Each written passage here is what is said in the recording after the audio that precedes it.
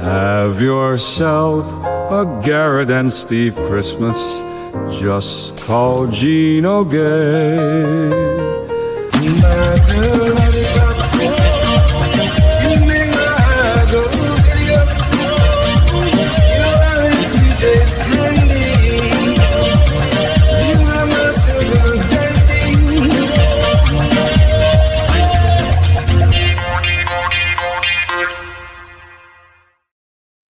Hey, I'm alive. look at that. There's Steve. Haha, Gino. Didn't get me this time. Made it. He was hoping you died. I know he was. Yeah. Because that time I said, I hope he dies. Now we're trading hopes he dies with each other. You'll probably win. You never know. I ate a lot of ice cream cake and sweets True. and McDonald's yesterday. But he's almost twice your age. You know, like, yeah, you got time on him. I spend a little bit less time sleeping drunk in a gutter. True. Yeah. With a cigar. Was it him that slept on the bench drunk, or was that Bill? I think it was both of them. I think they were cuddling on a park bench. Man, jerking off each other's fingers. Yes. So you needed something. With an empty bottle of Jameson. But yeah, you could take a picture of our sweet Christmas setup. Yeah. Because beautiful. We got our Christmas tree on Saturday. You did? Sure nice. did. And today I was putting the lights on because we were a little occupied after that. I fucking plugged these in, tested them. They all came on. Yeah. I threw them on the tree. After I connect the next set, half of them are off. And I was twisting light bulbs. Like, come on, this is bullshit. Yeah. I twisted every light bulb. So they were all on, and then half went off. Half went off after I put it on the motherfucking tree. Did you Google it? Because I feel like there's some weird things with like one light bulb is like half and half light bulb. And if you take that out and put in a regular light bulb, you know what I'm saying? There was, for a chunk of it, I twisted a light bulb and it came back on. But then the whole top of the tree was still off. So I twisted every motherfucking light bulb, I think. Didn't seem like it worked. So I said, all right, plan B. And I fucking ripped it all off the tree and said, that's it. Like I was starting a lawnmower. But can you even rip it, or do you have to do the stupid walk around the tree 100 times? Well, you can rip it. It just gets tighter trunk around only the comes tree. off and it gets tighter around the tree. So then you have to grab it and walk all the way around every time like you did hooking it up. So half of these don't work. I plugged them in and threw them on the table and said, now it's for the show. But now they still don't work, like after you disconnected. You know what I'm saying? Like I plugged it in again and half of them were still off. But I crumpled them up so you can't tell which ones are off and which ones are on. Oh. Yeah, I'm sorry. I just forgot to tweet it out because we started on time. I noticed yesterday while I was sitting around doing nothing and just hanging out that the show started right on time and, 1 minute late, right on time. And no, YouTube's delayed a little. Well, the YouTube delay. Yeah. They have to, it's like TV. There's a 30-second, 1 minute delay just in case we say the N-word 5 times in a row. You can say it up to 4. Larry broke that record. He did. He do be breaking N-word records. I was like, oh God. And I'm sitting there thinking, like, at least it's a black guy saying it, so maybe we could. Yeah, no, there's no problem with that. I guess, but you never the algorithm, the AI on YouTube can tell. Like, it has a black guy. It's got black ears. It can tell. Like, yeah, it's a black guy saying it. That's totally cool. But like YouTube's so fickle, I'm always paranoid that something we're gonna play is just gonna be like, they're like, nope, and that's it. You're just canceled for the rest of your life. Yeah, like Gino. Yeah, he just had that happen. Yeah, and I had it happen, a few years ago with my account. It's just so weird. It's like I always think like, can I write YouTube now and be like, hey, it's been 5 years since I've been kicked off of YouTube. Can I get back on? Like, can you make it so I can't upload videos or, have some restriction? But it's I forgot the channels I subscribe to. You can't even check anything. You can't log in at all. I wonder if they delete it. Like they completely delete all your information. And then it's like, no, you can't get it back because it's gone. You have to just make a new one. Probably, yeah, but you like not with that same email account. You know, so I don't know. I think you can go to YouTube headquarters and beg.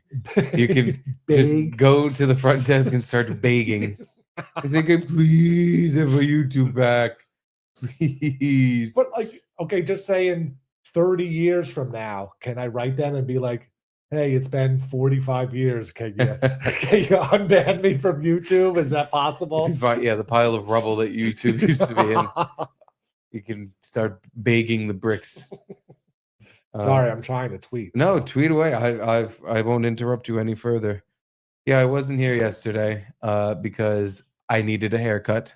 And I was like, I simply will not go on the air with my hair looking such a mess. Yeah. I need a big time salon visit. Last week was a disgrace. I mean, you were just mop headed it up. And I was like, listen, why don't you take a day off, get a haircut, refresh, and come back stronger than ever?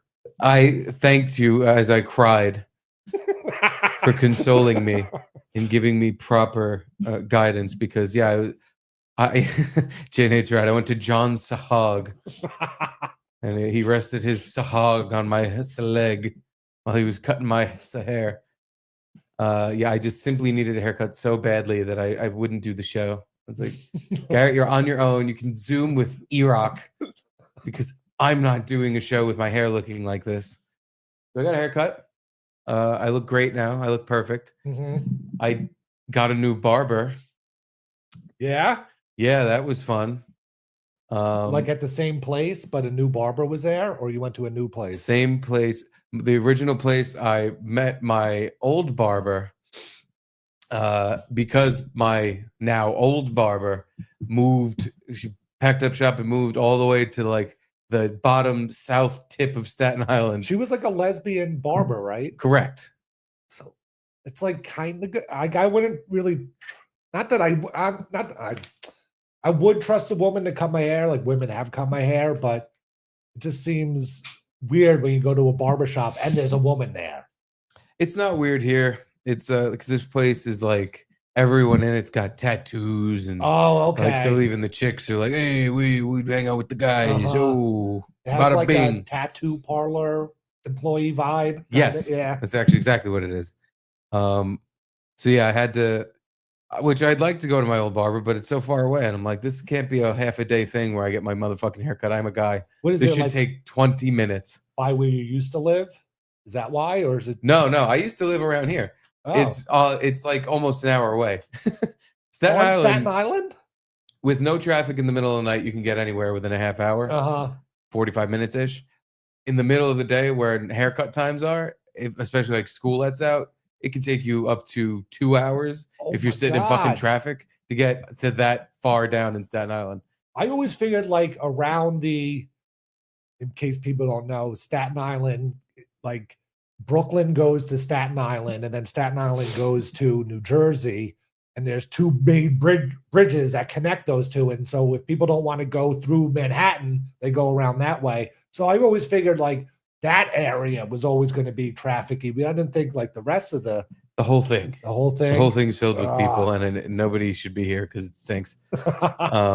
So I set an appointment for a new barber, and this is what I was looking at when I picked the barber. So I picked G, and because they had the only like time open slot. Yeah. So yeah, I use an app. I just book a barber on that Booksy app. And wait, what? What is this? It's called Booksy. Wait, we're doing an ad for it right now, I guess. It's not an app for your barber shop. No, my barber shop's on this app. It's like DoorDash or Seamless or something, but for booking appointments. How'd you even hear this thing? I had to use it. They were like, you can't keep walking in. You gotta use our app and set a fucking appointment. And I was like, I don't wanna. Ew, really? Yeah. But now that I do this, it's way better. I'm in and out in like a fucking half hour. How is it better? Because like you don't have to wait around. I don't have to wait at all. I walk in and they're waiting for me. Huh. Usually, like if the barbershop was busy, I'd have to sit there with four other schmoes and like you're fucking fifth in line, and that could take anywhere. I'm giving a lot of time ranges today. Anywhere from 45 minutes to 2 hours. Wait at the barbershop to take anywhere from 45 minutes to 2 hours. It's a Staten Island time. So can you book other things on that?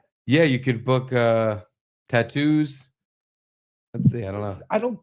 Haircuts, massage, professional services. We should be on here.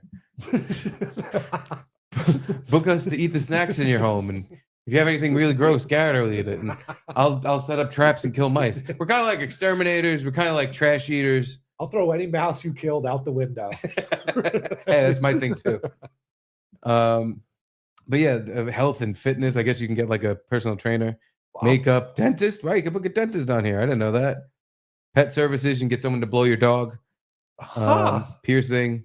I guess it's a good idea. I just don't really see the point of it. Like, I need a haircut. I'll call up the barber shop and call. Yeah, I guess I'd have to All right, call. caveman, get on your phone and call away. Get a dinosaur to show up, pick you up. Yeah, the few times I have called my barber shop to say, like, oh, I'm coming by in 15 minutes. Is anyone there? And they're like, oh, yeah, come by. And then you get there and you still have to wait. And it's like, what the? I called specifically so I don't have to do this. Well, I never have to wait. Wow. I'm a bookie boy, booksy boy. I'm always just booksying. You've only booked barbers on it? Only ever used it for that. Okay. Because they fucking made me. Because like I said, like 5 times in a row, they were like, you know, if you just book through here, you book through here. And then eventually they were like, Steve, you got to book. Because it was just like, all right, fine. But you figure like they're paying some sort of fee for every booking. They, yeah, but I think they make it back with, and I fucking, I've been using this for 3 years now. I'm finally warmed up to it because they made me fucking get conditioned with this thing. But I really, I miss just going to the barbershop whenever I fucking feel like it and waiting. I don't even know which barber I'm getting. I don't care. But now I'm too tied up in this. But you have to put like a deposit down when you make your booking. So through the app? Yeah. So if you miss it, they keep the money. Unless you cancel like 48 hours prior or something. But don't you book it like 10 minutes beforehand? Not if your barber's popular. You have to book like a week in advance at least. Oh my God. Yeah, man. Oh my God. Oh my God. I hate this app already. I hate it. I hate that I fucking can't. Because how I know I need a haircut is like I'll look in the mirror one day and be like, Jesus, I look like a dumb asshole. It's probably my hair. I think that's what it is. It's my hair. So then I'll get a haircut. But now I need to be the dumb asshole thing needs to happen. And then I go on my phone and I'm like, next week on Friday at noon I'll be there. I would never use it just because, like, if you have to cancel, they charge you anyway. That's fucking bullshit. What if something comes up within 48? Is something better come up within 48 hours? To cancel a barber's appointment? Like, just let me cancel it. Who the fuck? Well, the other thing, like, my barber, since I've been going to her for so long, if I said fuck, I can't make it, she would probably just refund it for me. She wouldn't care. Unless I did it 5 times in a row. She seemed to not like when I did things 5 times in a row. I was also late 5 times in a row, and every time she'd be like, "This man, you got to show up on time to your appointments." And I was just like, "They really cracked the whip." This is a barber shop. Yeah. What the fuck? In my neighborhood, there's 12 barber shops on the walk from my subway to my apartment, which is at max a 10-minute walk, but probably 7 minutes. And literally, and they're all open, not all of them, but at least half of them are open past midnight because it's all the black barber shops and that's what they're all hanging out. But they're not just like even hanging out in there. You live in one of those neighborhoods. There's like people getting their hair done the whole time. Why wouldn't you? If you hang out at the barber shop at fucking midnight, why wouldn't you at midnight one day just be like, I need a haircut? I'm gonna actually go get a haircut there. And play some fucking NBA 2K. But I feel like sometimes I would think I'd see just people hanging out and no one getting their hair. But every time there's always someone in the chair getting something done. And most of the time, unless I'm seeing them right at the end of the haircut, it looks like they have a perfect haircut already. And they're just getting it look touched up or whatever it is. The people in your neighborhood, like, just, they look at the haircut multiple times a week. Yeah. Just to get that perfectly coiffed thing. Me, it's once every couple months, if that. Same. And then, well, hold on. Dave Carpenter's. We're talking shop here. Barbershops. We're talking barbers because I missed the show yesterday. I needed a haircut. David Carpenter. I go to a woman barber in Westminster, Colorado. She only does men's hair. Is named Cassidy, and loves the dead.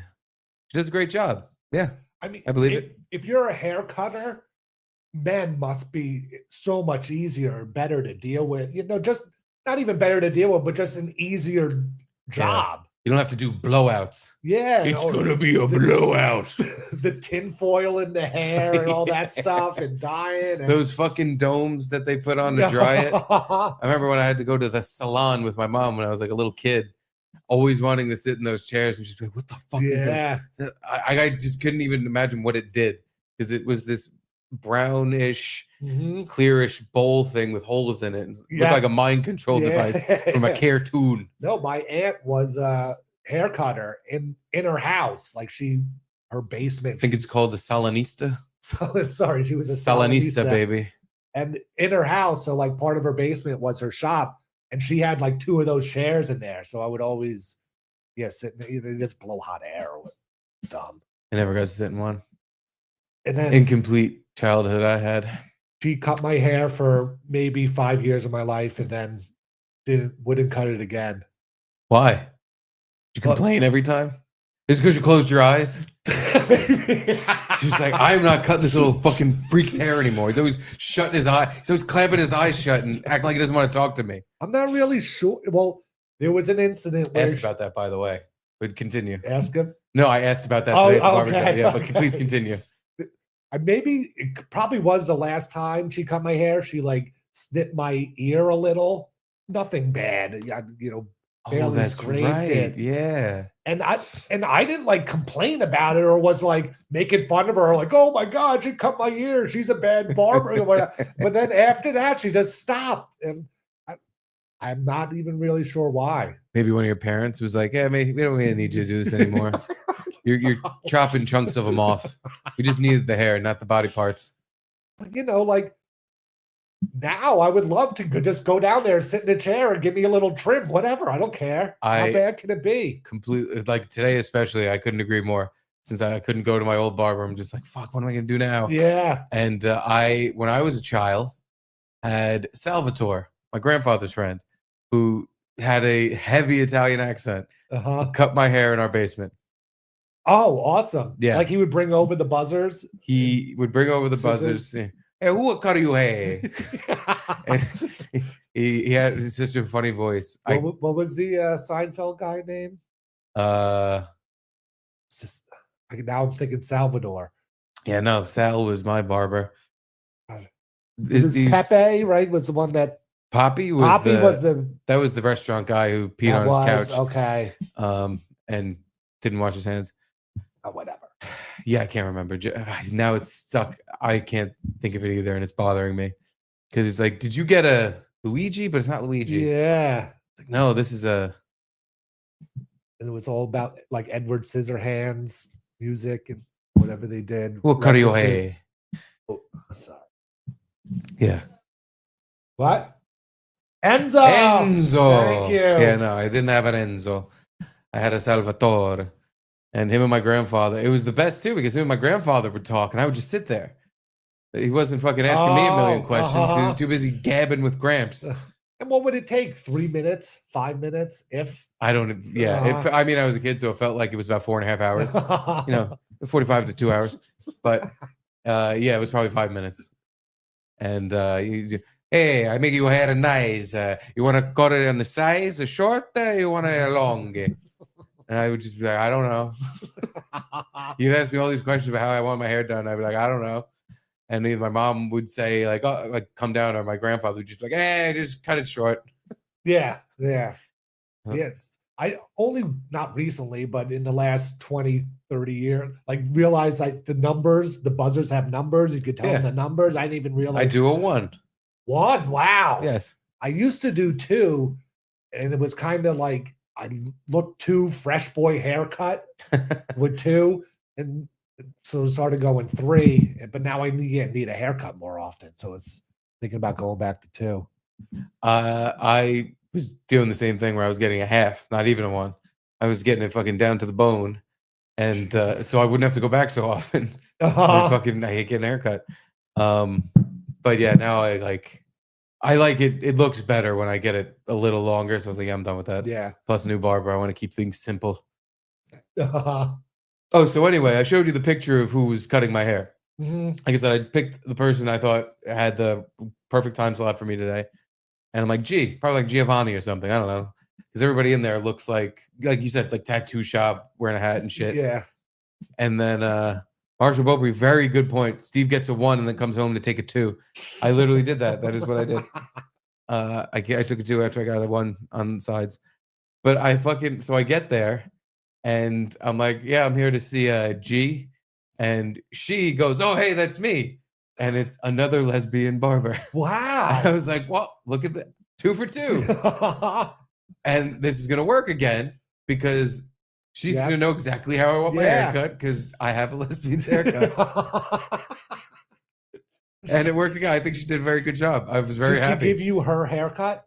No, like, I don't know, actually. She had a hat on. Oh, okay. She had a backwards fitted cap on. But I think she did a perfect job for what I wanted. And I'm like, I guess I'm not going to the other side of the island ever. This one was close? Yeah. Oh, yeah. Down the street, like 5 minutes away. So this is what I need. But I just thought it was funny. I told her, I'm like, yeah, so I used to go to the other barber. She's, she moved away though. I can't go to her anymore. And there was a little pause of like, oh, okay, cool. Yeah, she's good. And she was like, I guess this guy just wants a lesbian to cut his hair. And I'm like, I don't. This was but see, weird now that happened twice. Booksy screwed your other barbershop. They kept telling you to use Booksy, and then you used it, and now you're going to a different place. No, it wouldn't matter. She moved. Booksy told me that my old barber moved. It did? Yeah. Well, she made an announcement on it, and I got a message. So it was basically telling me, find a new barber, asshole, unless you feel like driving 45 minutes to and from. Oh, so they're like, hey, you've booked this person all the time, and now they are leaving? Not even. She put out a message on to Booksy? All her clients. Yeah. It's like LinkedIn or something, kind of? Yeah, kind of. Stuffed in. Like, do you have to follow her on Booksy to get her updates? I guess I must, yeah. Jeez. I don't know. I guess so. I don't remember following them, but I probably am. But yeah. I've always heard these rumors or people that have actually done it where you walk around Chinatown, kind of like in the alleyways, and some guy will just come out of the alley and be like, hey, you need a haircut? And they bring you into some seat because like you need a license to be a barber or whatever. Yeah, and people get these cheap. Maybe it was Pat Dixon or it was that makes sense. Pat's getting discount haircuts, alleyway Chinese haircuts. Yeah. That makes perfect sense. But I mean, it's not like he had to, crazy hairstyle. I would go for it. Yeah. If we had a Chinese alleyway next door, I'd go in it and get a haircut. I wouldn't care. So how much did you have to pay? This was about $500. Jesus. No, it was $30. Yeah. For a haircut. And that's what mine's even like 32 now or whatever. It was fine though. I don't mind as long as it just gets done quickly, which it did. Mm-hmm. But we're chatting. Yeah. And the whole time I'm thinking about how my eyes are open and I'm looking in the mirror at her and I'm chatting to her. I'm like, wow, this is Garrett's nightmare. So I asked her, I was like, I'm talking to my friend the other day about haircuts. How often do people come in here and just shut their eyes? And she was like, it's actually more than you would think. And I was like, fuck. Yes. It's like, bullshit. That's bullshit. I was really, I was like, all right, because I was like, I told him he was fucking weird and that it doesn't make sense to me. Like, and I'm like, he says he doesn't want to get hair in his eyes. But I was like, I don't fucking get it. And he's like, no, people just like, they like relaxing and like, sometimes they don't really want to talk, so they just close their eyes, and I leave them alone. I just cut their hair, which is good for me because I don't want to talk all day. Oh, good. And I was just like, I got to Booksy this person. Damn it. And I'm talking about how I was just calling him a weirdo and saying that he's just weirding his barber out and they're going to kick him out. And this turned into the entire barbershop is now talking to me and talking about this. Oh, really? Yes. Are there any eye closers there? Fucking, so the barber across from me is like, I close my eyes. He's like, I do this all day. So when I get my hair cut, I don't want to talk and I just want to sit there with my eyes shut. And I was just like, what? What is happening? Yes. And then the barber next to him was like, yeah, I got a ton of people come in and close their eyes. They just, they're giving me all this reasonable reasoning. And I'm just like, man, but I just kept going, nah, but still. Isn't it rude? I'm just like, wait, I would just open your eyes. Why do you got to close your eyes? You can relax with your eyes open. You don't have to talk. You can just give yes or no's, and the person will pick up on it. Like, just keep your eyes open. You could look at the mirror. You could look at stuff in the barbershop. Stop trying to prove yourself right. I am right. And to my credit, she said it happens more than you think, just not that often. But the funny fucking thing is, after all this eyes wide fucking barbershop shut talk, a couple minutes later, she turns me around. Well, no, I was already turned around because I was talking to everyone. But I noticed a couple minutes later that the kid that's sitting across from me, who's getting his hair cut, who's like, I don't know, some teenager, he has his eyes closed and his head down while he's getting his hair cut. And he heard all this? He heard all my eyes shut bashing. And maybe he was trying it for the first time. Maybe all the talking, yeah. Because I didn't notice before that I don't remember looking at him, but I didn't notice before if his eyes were closed. It would have been very funny if his eyes were shut. I'm just like, man, it's really weird and dumb and gay. People shut their eyes with their hairs cut. Some weird, gay, dumb weirdos out there. Am I right? Elbowing my lesbian part. I hope they die. Hope they die. And he's just sitting there with his eyes shut. Wow. Man, I feel so vindicated. And that barbers do it. Oh, God. Warms my heart. That put me nail in the coffin when that guy chimed in talking about it.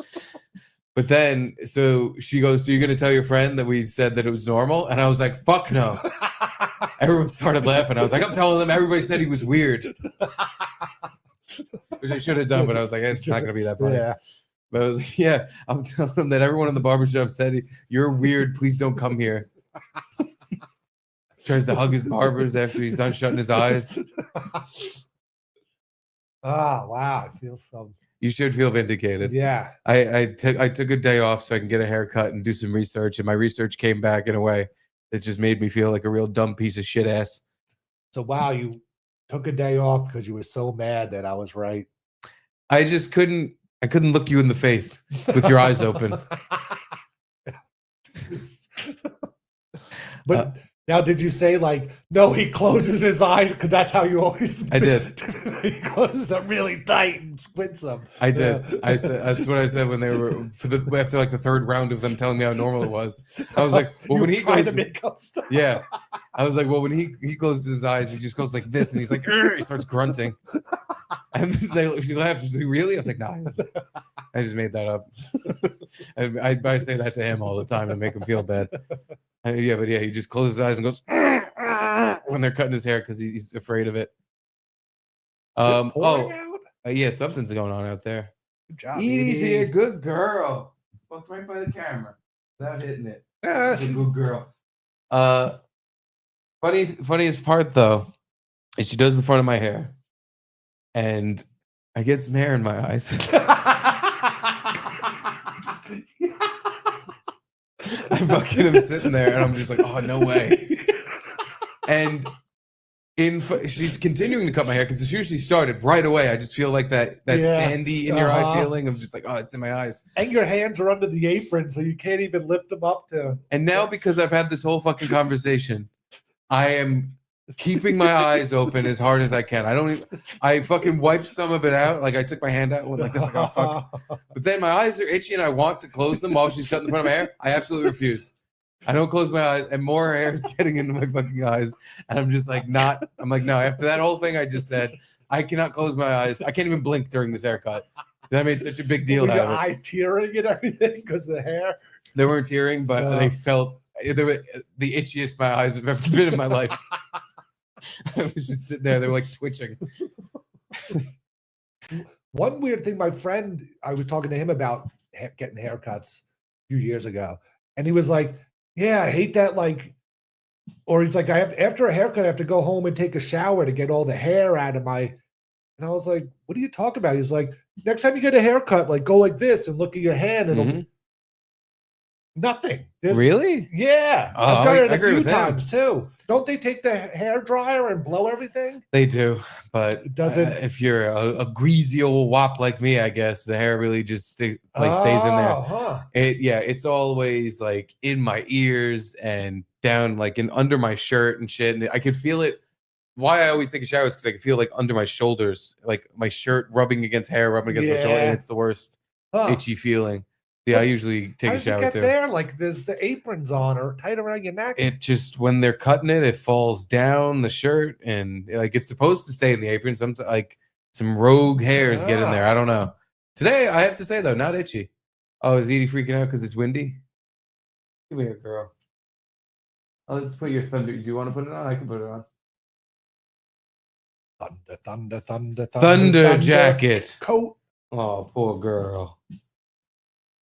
Real quick, the boys paid to say, Bernard Gresser.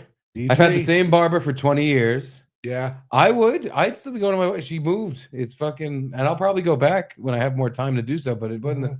When I need a haircut, I got to get a haircut. So maybe I'll be splitting my time between my two lesbian barbers. Emmy Alloway, Steve, we know you were in jail for giving Caitlin a crack. Also, mail tomorrow, please. I did not give Caitlin a crack. I simply needed a haircut. No, I after I put on Edie's thunder coat, I'll tell everyone why I wasn't here. Come here, girl. Hold on, everybody wants to see Edie Cam, and we got Edie's advent calendar. We absolutely must do that. Adam Carolla has a few like rules for life that he talks about. Fucking thing go on. Nothing serious, but he says you shouldn't be married to a barber. Not physically married, but like you should just be able to get your hair cut wherever. Good, I can't marry a lesbian.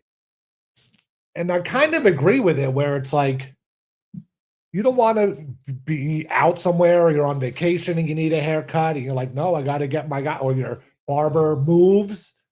Now you weren't like married to your barber. You liked your barber, but you could go get a haircut somewhere else. Give me a girl. That's a good girl. I'll give you a treat in a second. I can absolutely. It happened. Like my barber moved shop and I went somewhere else. But you weren't upset or anything, or not upset. You know what I'm saying? I didn't want to do it. Yeah. And I think I waited a week or two extra because I was trying to figure out a time I could try like get down there, but it just wasn't gonna happen. And I gave up because I'm like, I need a fucking haircut now. I can't wait any fucking longer for this shit. So I went. How come there are no like clips places in New York? Right, like Great Clips or Supercuts or Clips. Sports Clips, or isn't there? There's maybe one or two other ones. There's a ton of barbershops, yet there's not like a barbershop chain at all here. Yeah, I don't know why. I guess we're not deserving of it. I guess we don't deserve the good barbers from Great Clips and Supercuts. Well, the only thing I like about that, or that I've heard about it, is you're on file. Like if you come in and then they write down like what haircut you get. So then the next time you go in, you don't even have to say anything. They know you. Wow, sounds like someone else is doing an ad for Booksy. Because you know what they do on Booksy? Yeah, they keep a file on you. Oh, your hair style? I think. Yeah. I mean, you don't have access to it, but like they definitely write shit about because you're in their system. Oh, so I think to make it easier for themselves, they write down what they did. Then the next time, because every time I went in, I would go back and she'd be like, "Oh, you want to do this and this again?" I'm like, "Oh, she remembered. Wow, she really is." And maybe she did just remember, but she has, I don't know, 100 clients a week or some shit. There's no fucking way she remembers all of them in 2 months when they come back. So I think they write it down. Yeah. So you sound like you're becoming a Booksy boy. I'll never become a Booksy boy. Sounds like you're becoming a Booksy boy right before our very eyes. No, I want to go to a chain that has Booksy abilities, but not use Booksy. Do you want to go to a chain because you could set an appointment and then go in with the time of the appointment and come in and out as soon as you're. It'd be nice if they knew what kind of haircut I wanted, so I have less talking to so do. So you want to walk into this place with your eyes already shut? Yeah. You want to eyes shut as you walk in, feeling around, and you just know where your chair is and you sit down. Yeah. Make it as quick as possible. Be beautiful. Yeah. It was another funny thing to me was that we were talking about after, the eyes shut conversation about how like, I don't always want to talk to people, all this and that. And I'm just like, as I'm talking her ear off and I'm like, oh, shut up. Fine. I don't need to talk. I didn't want to talk either. everybody talks so much. I guess I'll just I stop thought then. I thought I was being nice. I thought we were like friends already, but Yeah. I guess you just think I'm some jerk who's buying a haircut. That's fine. Did you get her real name? Real name's G. It's just G. Yeah, Okay. just G. Yeah, I think it's short for Luigi, but I'm not certain. Much like the man who deaded someone. Yes. Yeah. But anywho, yesterday, thank you to Gino Bisconti. Yes. I'm very happy he's not dead. I'm sorry I said that. I was drunk. Okay. It was one of those things where, much like the wedding speech I gave, first one, not the second one, I'm like all drunk and I'm like, oh, say something fucked up. And I'm like, yeah, right. You're just like, damn, dude. That was a messed up thing to say. And I'm like, all right, well, I didn't mean it. It was just, I thought it was funny. Sorry. And then when Gino got there, you're like, no, I wish death on all my friends. I do. No, I know. He do that. A lot of my good friends, one named Vinny in particular, I would tell him all the time, I wish you were dead. But yeah, Frank too. Like he said stuff like, "Oh, I'm on this diet so I don't die," and I'm like, "Why bother?" just I get it. Yeah, don't go on the diet. But yeah, no, I was to wish death upon. The problem was I didn't do it in a clever way. It was just I had a couple Jamesons in me, and I'm like, wouldn't it be funny if Gino was fucking dead? It's like, sure. Yeah, that's a good joke. Yeah. That's a really good one. Good one. But anyway, thank you, Gino. Thank you, Larry Baya. Yeah. I want to promote his GoFundMe again because when he was talking yesterday about his cancer, it made me not feel so good. Thank you, Luby. And thank you to E-Rock. Yes. For covering for me yesterday. And I see what you did. You're like, Steve is not here today. So to help pull his weight, I need about 4 people. Yeah. Because weight-wise, it was literally... Yeah. If you put them all on the scale. Honestly, the first 3 I had, you're like, I'm not sure if this even clears Steve's fucking poundage because he's so fat. And we have Larry, who's going through... Larry's going through. Gino, who's a frail bum alcoholic. Yeah. And Luby, who's just a big, tall pole. String bean, yeah. And you were like, I know who will, no matter what, will clear the weight requirement. Because there's a weight requirement for this side of the table. For cleanup. The cleanup position. Yeah. Cleanup hitter. Yeah, he sure did. The grand salami. And yeah, that put you over the top. The funniest thing about E-Rock's appearance was his critique of our food reviewing. Food reporting. Yeah. Excuse me. Yeah. Food reporting, because we report on food like journalists. And I'm sorry, E-Rock, I've never watched your YouTube consumer show, so I didn't know we were ripping you off. Ooh, they're ripping me off. Yeah, I can imagine. We're ripping him off. But yeah, his critiques were that you're just eating international food from, and it's like, well, we eat what people would like for us to eat. Yeah, what Simply people send. I should have said that. Yeah. This is what was sent that we're going to be eating today. Our Tokyo treat box. Oh, God. So everyone knows what's in there. Like maybe once or twice they'll throw something good in there. I know. That's literally what he said about this exact thing, Tokyo treat box. Everything we've eaten out of those have been delicious. Yeah.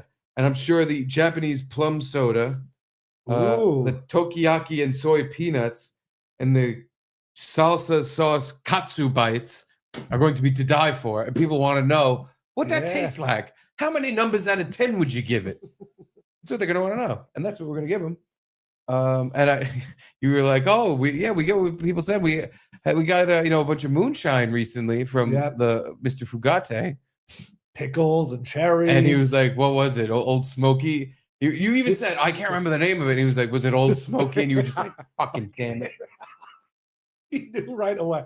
The second he said it, I was like, oh, yeah, that is what it said on the label. Called us fucking food hacks. He did. Which is untrue. It is. Because we are giving food reports unlike anything anyone's ever seen. Mm-hmm. You can't find 1 billion other people on the internet reviewing the same stuff. You can't. I dare you to try. Go ahead. Show me one strawberry Kit Kat review. You can't find it. Just one. Yeah. Just produce one. And I'll shut my eyes the next time I get my hair cut. By the way, that's what I should do, is the next time I go to this place. This is the second time I ever get my hair cut here. I won't bring it up at all. But I will, as soon as I sit down, clamp my eyes shut and start grunting and just see if that reminds anybody of what, see if they remember me. Either she goes, wait, do you actually have your eyes shut? Remember the whole thing you said? Or that would be proof to see if they actually remember you. Yeah. Or if they just have notes written down. Close my eyes the entirety. But no, that is not why I wasn't here yesterday. Yesterday, I was not here because Charlie boy needed surgery. Fun. It was. I gotta get some more. Ended up being. Can you get me a beer, please? Can you a beer shirt, please? I could use a beer. Ooh, the champagne and beer. That's right. Holy shit. The high life. What's your problem, man? Close the fridge. Letting all the air out. Like that costs money. This is my favorite beer. It's not a twist off. No? Nope. Yes, it is. It is. I'm not very strong. I have to use my shirt. It hurts my fingers. I didn't. Now I'm a big tough man again, and you're gay. But yeah, so Charlie had not a condition. He was born with a little hernia. Born wrong. He was born wrong. No, he was born perfect. And after the surgery, the guy was even like, the hernia actually sealed up, but we needed to drain the fluid, so it was good we got in there. But basically, he had a hernia, and fluid was piling up. So they didn't even have to do anything, really? No, they did. They had to cut him open and get the fluid out. Oh, okay. But they didn't have to repair anything. Turns out, no. Wow, that's good. Yeah, Kind of. makes it seem like It's a there's little nothing better. that could, pop open. Yeah. Other than the incision. But yeah, there was we've been dreading that day for months because we had to set the date in September. And because he's not at the age where you could explain to him what's going to happen. That's got to be rough. It was extremely not fun. I really had a bad time. Caitlin too, obviously. Yeah, no. So they needed to go in there, close the hernia. So it was like right in the bottom of his stomach, like around his pubis area. And now, is this because you're making him lift weights already? It was because I bought baby weights. They say baby weights. Yeah. So I thought he could max out and do a couple deadlifts because I'm like, why start at the the 5s and the 10s? Start around 35s and 40s and 50s. Yeah. Is that once you get used to those immediately, then you go in bigger weight. He can bench press the bar already. Yeah. It's pretty good for a kid. So yeah, I just nobody told me babies can get hernias. I didn't fucking know that. I thought they were indestructible. You could do anything to babies. Yeah, but apparently not. Give them surgery. Yeah. Jeez. So yeah, it wasn't, and the doctor, he was like, he's gonna be in and out in a half hour. He's like, I do these every week. Like this is I do this all the time. Like it's very simple surgery. So everything will be fine. Don't worry about it. I'm like, okay. So you didn't worry about it then, right? I didn't worry at all. No, I was totally not worried. I was especially not worried when he got a little cold. He had the sniffles, he had a runny nose, and the doctor told us, like, if he gets sick, call us and we'll tell you if you can even come in for the surgery. Yeah. We call them and they're like, ooh, really? Okay. Well, does he have a fever? Does he have a cough? Does this? And we're like, no, just the nose. And they're like, okay, well, bring him in on Monday. And if we can do the surgery, we will. The doctors and the anesthesiologist are going to check him out. If they can't, they'll just send you home. And I'm like, oh, perfect. So we'll do a dry run of this. Yeah. Where we are not allowed to feed him after because he has to go on anesthesia. Yeah. So from the night before, we can't feed him. And the surgery is not till 11 a.m. God. So when he normally wakes up around 5, 6, sometimes if we're lucky, 7 a.m. and he gets a bottle immediately. And then an hour or two after that, he gets breakfast. We're going to just throw that out the window and see if we'll play the entertain the baby game all morning. And bring him in just to maybe get sent back home, or have him go in for the surgery and the whole time worry, wait, but they were going to cancel this because he has a cold. He still has a cold. What the fuck? Why aren't they canceling it? What what's going to go wrong now? Yeah. Like, why even say if he has a cold? Like, say if he has a fever, or like cold is so generic. That's what they did say though. Oh, We okay. said cold. They said if he has a fever and a cough, they have to right. let us know. So he didn't have a cough until the morning of the surgery. But even that, like by the time we were there, he wasn't coughing anymore. What's it like? Like, is it like a routine? Breakfast is a routine. So like, once you're not giving him the bottle of food, is he starting to like figure it out at first, or just like, is he wondering, or does he like get cranky? You know what I'm saying? Cranky is a very funny understatement. So I bring him out into the living room, and I'd forgot that his bottle from the night before that he finished was just sitting on the coffee table. No. So he immediately starts going ba ba ba ba ba ba ba ba, and like quiet, and I'm like, "Fuck, we're not even like an hour into this." He gets up at what, 5 in the morning? Yeah. And funny thing, he got up at 4 in the morning that day. He woke up a little early. Oh my God. And wouldn't go back to sleep. Oh, that's so I put him, Caitlin grabbed him, put him in the bed with us, and I put on his favorite Elmo movie that he like no matter what usually just clams up and watches. So that got a half hour done. Okay. Not even the full half hour, but a chunk of it. So now it's 4:30 in the morning. Yeah, by this time it was like 5. It was like 4:30ish when I woke up. But yeah, no, the whole morning. It was funny actually. The longer it went, the more he seemed to get used to it. It was the beginning that was really rough. And now, did you guys skip breakfast and everything too? At first, in solidarity, I was like, I'm gonna go. Nah, but I did. I was not eating and drinking anything because I was like, this is how he feels right now, and I wanted her to kind of know, like, all right, he's feeling like this. This isn't bad.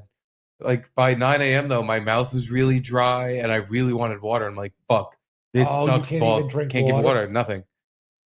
I was like, we gotta fucking get there. I hate that stupid rule because it's arbitrary. If you have a surgery at 7 in the morning, they say don't eat after midnight. But then if you have a surgery at 1 in the afternoon, they say don't eat after midnight. And it's like, wait, why can't I eat like up until 5 a.m. or whatever the time difference is? His cutoff time was 1 a.m. So we're like, how do we make that work? Yeah. We wake him up at midnight and go, here's the bottle. Here's some water. Now go back to sleep immediately. This isn't going to fuck your day up or morning up at all. So yeah, we just didn't do that. But no, it wasn't even 9 a.m. I think we were there by 9 a.m. So by 8 a.m. is when I was already like scratchy and fucking.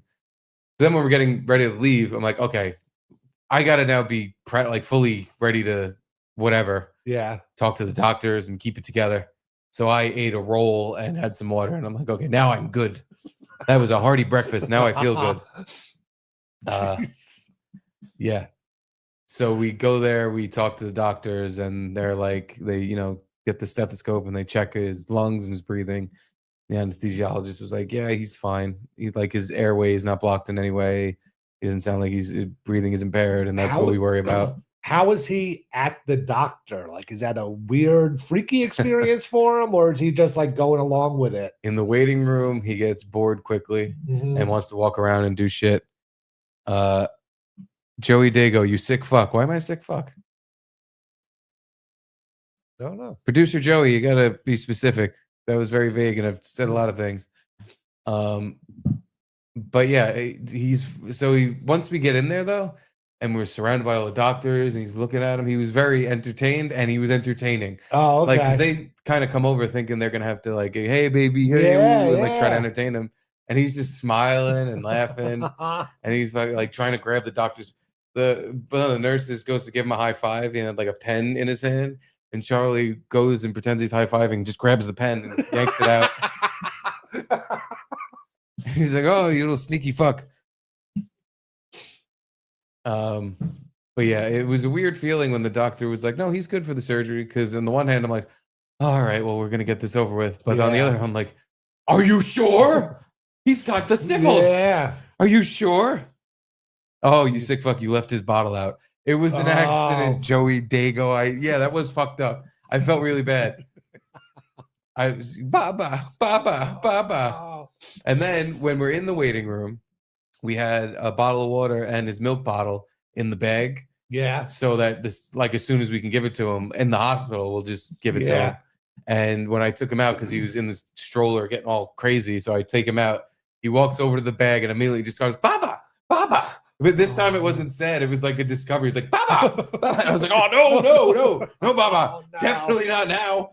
And I fucking like threw it under the chair and I grabbed him and I was like, let's go over here. I walked to like, they had a kids section that was this tiny table with, colorful chairs, no toys. It was just a table. I was like, here, sit up. And you would have thought that it was the best fucking little kid setup in the world because he just went over to each chair and started moving them around. Sounds like Charlie. Yeah, he was like, woohoo, pushing stuff. Yeah. I'm having fun, moving stuff. I'm stealing this chair. This is my chair. But yeah, Nice. so as the guy is talking about whether or not the surgery can work, or I'm just thinking about all the Googling I did the night before. Because yeah, do they tell you don't Google it? Like the No. doctor? Okay, but it seems like it's a very routine procedure, and a lot of people get it done. so what happened was the night before, But I'm not a parent of the child, so so I get it. routine, and there's 1 in 100 million that something goes wrong, but Oh, who knows if you're the lucky guy. No, so Caitlin cooked dinner. She cooked us some delicious quesadillas with all kinds of cheese and onion and peppers. And she takes like one bite and she's like, I can't eat. I'm not even hungry. This I is can't even before eat the this. This is surgery. the night before. uh-huh. She's like, I can't even eat this. I'm so stressed out. And I'm like, midway through my second one, just really? I'm pretty stressed too. I think we have a different kind of stress thing where I stress eat and she stress can't eat. But yeah, I was stress eating and enjoying it. It's a tasty quesadilla. Really, I'm kind of with Caitlin. Like, if I'm nervous or worried about something, my appetite goes away. Mine does too, but I smoked, and that opens the appetite door right back up. Where the opposite happens, kind of where I'm a little high and I'm like worried about stuff, but I'm now really hungry. So I'm like anxiously eating, like nom nom nom nom. God, nom nom nom nom. Just to like occupy your brain. Or watching TV, eating, just like everything's normal and fine. Why would everything not be normal and fine? Look, I'm eating and pushing it all away and pushing it down. I haven't heard of. Have you heard of one person that like ate breakfast before surgery and like what happens? You puke. Do you? I'm pretty sure. Yeah, that's like you can't have anything in your stomach because the medication, for whatever reason, makes you puke it all up. Oh, that's why? Yeah. And they don't want you gagging on puke and dying. I really thought it was just for the doctors, like they don't want someone taking a shit while they're under, or you could still shit. You'd have, food from the whole day before in you still. I didn't know. I didn't know the reason why. I thought it was more like because maybe they throw up or something. I know you could die from it. I just feel like they don't want to like clean it up. It was more like that. Might be, but they at least say they don't want you to choke and die on puke. Because there has to be people that just disregard the warning and just like I'm eating or drink. Like, so not one person drank a cup of coffee before they went to, and like what, all of a sudden you're just throwing up coffee? Yeah, I'm sure. I mean, one time I woke up from wisdom teeth surgery. I don't remember if I ate or not, but I was puking my brains out before I woke up.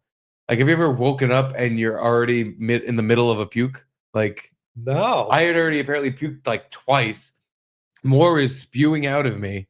And because you ate before surgery? I don't remember if I did, but I probably did. I don't know. I don't think I did. Because, like, what does it be? 1 o'clock, 2, and then he couldn't eat after 1, right? Mm-hmm. And then when was the surgery? At 1? It was at 11. 11, so 10 hours. Like, that's enough time to clear out your stomach?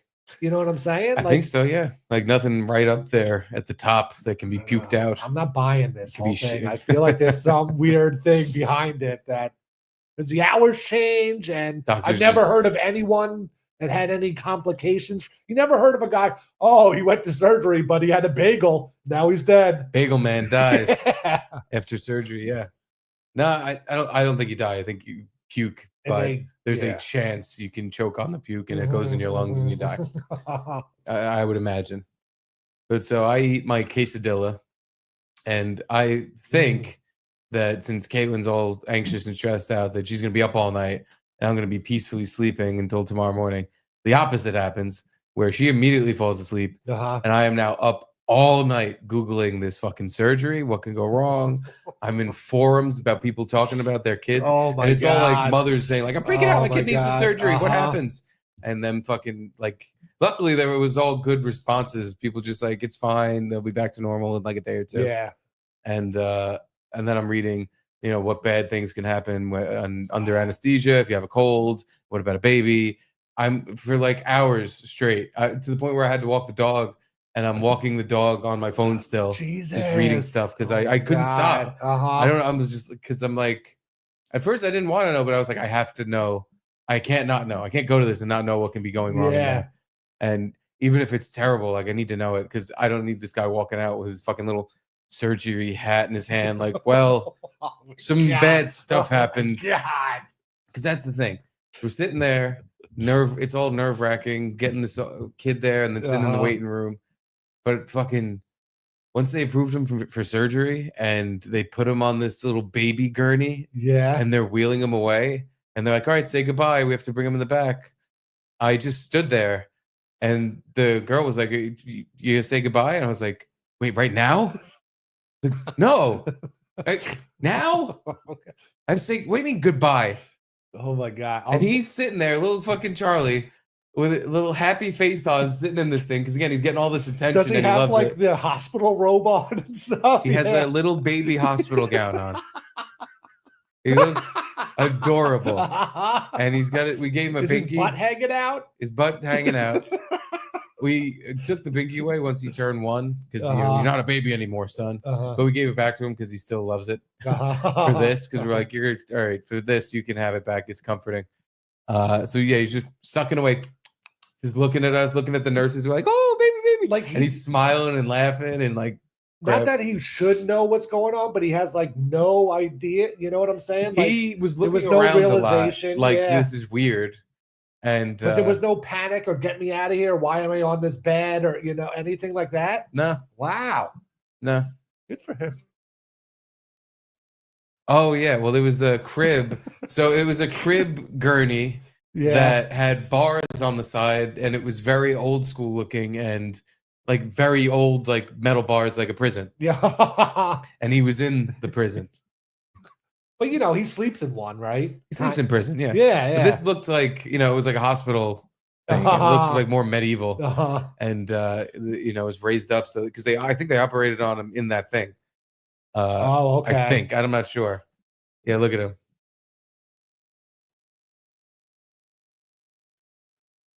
You gotta show him the picture of post-op when he's sleeping.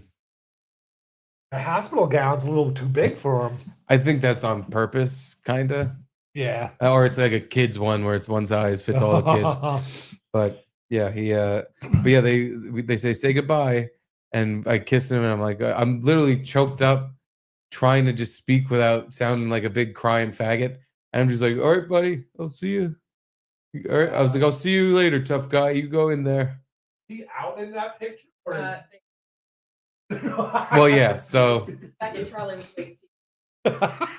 I was very tired. This was exhausting. But yeah, so they like now right, if you guys have a second kid and the same thing happens, you'll be like, whatever. Take him already. God, get him out of here. He won't shut up. Yeah, but no, instead I'm literally like tears, holding back tears, all choked up, like because then, dude, I'll never forget the image of he's on this little gurney thing and they're pushing away. He's just looking at me. But he's not sad or scared or anything. He's just like, well, like, and for a second he was like, like, Dad, what are you doing? Why aren't you coming? But then the nurses were good at what they did, and they were like, hey, look at this, hey, look at this. He's like, oh, okay, I'll take some attention, please. And yeah, he's just smiling, but they wheel him around the corner, and you have this fucking thought for a second, and Caitlin had the same thought. And this has to be horrible. And you have this thought like, that could possibly be the last time I see him. Oh God! That literally could. It's not high. The odds aren't high, but they're not zero. Yeah, they're not zero, and that scares the absolute fucking shit out of me. Caitlin said it to me afterwards, and I didn't even respond to her because I was just like, yeah. I had that same thought, but I'm like, I don't even want to think it again. Yeah. It sucks that you even think it, but you have to think it. How do you not? When you spent all night looking up what could go wrong, fucking, blockages and problems breathing and the cold and this and that shit. All I was thinking is like, all right, I just gotta check the clock occasionally. Because this guy said it'll take a half hour. They took him in. They gotta give him. I'm gonna add a half hour on to like 15, 20 minutes. They gotta get ready. At least. And I just look at my clock. I'm like, okay, checking that for a while. And then like 10 minutes later, I'm like, all right. It's only been 10 minutes. Oh, 10 minutes. All right. Then I just kept checking the time. And I didn't listen to my own advice. And I was just like, God, when is this over? It should be over now. It's a half hour. It's a half hour. It's a half hour and 2 minutes. It's over. Where is it coming out? And every fucking noise I heard coming from the back, anytime somebody walked out of the surgery area, God. I'm just like, no. Holy shit. I'm just on my phone playing some stupid fucking app just because I'm like, this helps me not think. I'm thinking about moving the screws from this board to that. And I fucking lose my mind. Me and Caitlin, we're holding each other's hands, just fucking just keeping it together. I fucking, but not a.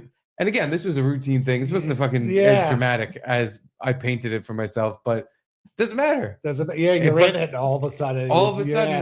And I was good up until the day or day or two before the surgery where I wasn't even thinking about it. I was like, it'll be fine. It's a surgery, whatever.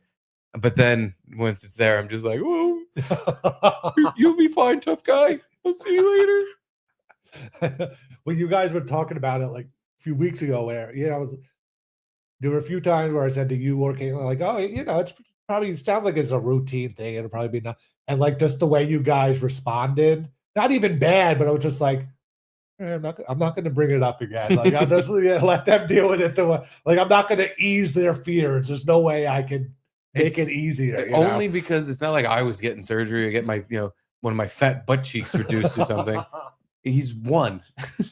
So there's always, you're kind of rolling the dice no matter what at that age. Maybe younger, you're rolling more of the dice. 1.5 like he is, it's less risky.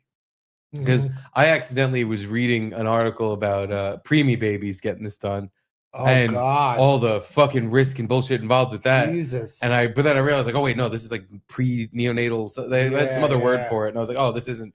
I was like, Jesus Christ. But now you must like realize what Jimmy Kimmel had to go through. Like people like that, where their kid had to get like a heart replacement or heart surgery, whatever it was. I don't ever even. Oh, my God. Fuck that. And multiple ones. It's like, fuck that. Fuck that. Yeah. No way in hell. Like, I wouldn't. I would have missed more than one day of the podcast for sure. But then, so after the surgery's done and he wakes up, he was very cranky. He was very upset. He was crying a lot when they woke him up. But I laid on me, and then. Can you give him a bottle right there? Not right away. We gave him his pacifier, but that didn't even help right away. He was still screaming his little fucking head off. But we just held him, and after a little bit, he calmed down. He still had the fucking drugs in him, so he fell asleep again. And I was so fucking tired from this little ordeal that I'm holding him, and I just kept passing out. I was nodding off like a fucking heroin addict. Yeah, just because all the stress is gone. It was a fucking huge dump of adrenaline or whatever. And all of a sudden, now I'm just like, oh, he's alive. Okay. I'm just passing. I must look like I was on drugs. Was there any like David at the dentist moment with him? He was just slow and just like, but yeah, no real funny. And then once we were home and he was more awake and stuff, he kept trying to walk around and do stuff. He looked like he was shit faced. He was just like stumbling and fucking fall. And we couldn't have him fall. He just had a fresh incision, so we couldn't really have him falling over. So we kind of followed him around. But so it is an incision though. They don't like go through a vein or something like that. No, they go through like I said, like right under his tummy, and they go in there to seal it up and remove all the fluid. Which they said went all great. That was all perfect, and he was a little champ. Was that fluid affecting him at all, or he didn't even feel it? He didn't feel it. Oh, okay. But it was one of those things that it could get infected. Yeah. And then all of a sudden we're getting fucking emergency surgery instead of this. But I didn't know if like he would be somehow in better spirits now because he didn't have some phantom pain or whatever. Yesterday and today he would be in better spirits not having gone through a surgery. Which is another thing. He's running around the house all happy and shit like the day before, and I'm just like, you are not going to be running around happy like this come 24 hours from now. And that breaks my little heart. Poor little guy. So they're like, yeah, I was wondering how they did the anesthesia. Like, does he have track marks? Track marks, yeah. He does. I think, though, they give him some gas. Like, the thing they put, like, a sleeping, because there's no way they'd be able to stick a needle in him without him freaking the fuck out.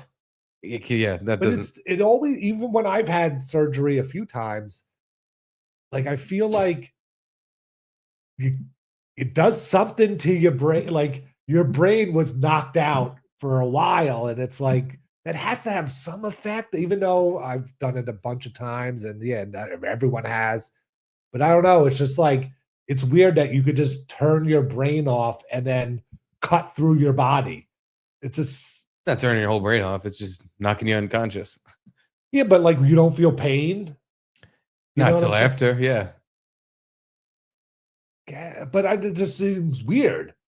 It's like some like out of body experience, or it's dude, I know. I fucking thought of every time I've been under, and I was like, my baby has to do that, and it was very uncomfortable. But the way we were told was if he doesn't get it now, he's going to need emergency surgery anywhere from tomorrow to when he's 20. Like it could happen at any time. So sure, there's not a ton of risk in putting it off, but once the shit then hits the fan, now there's a ton of risk.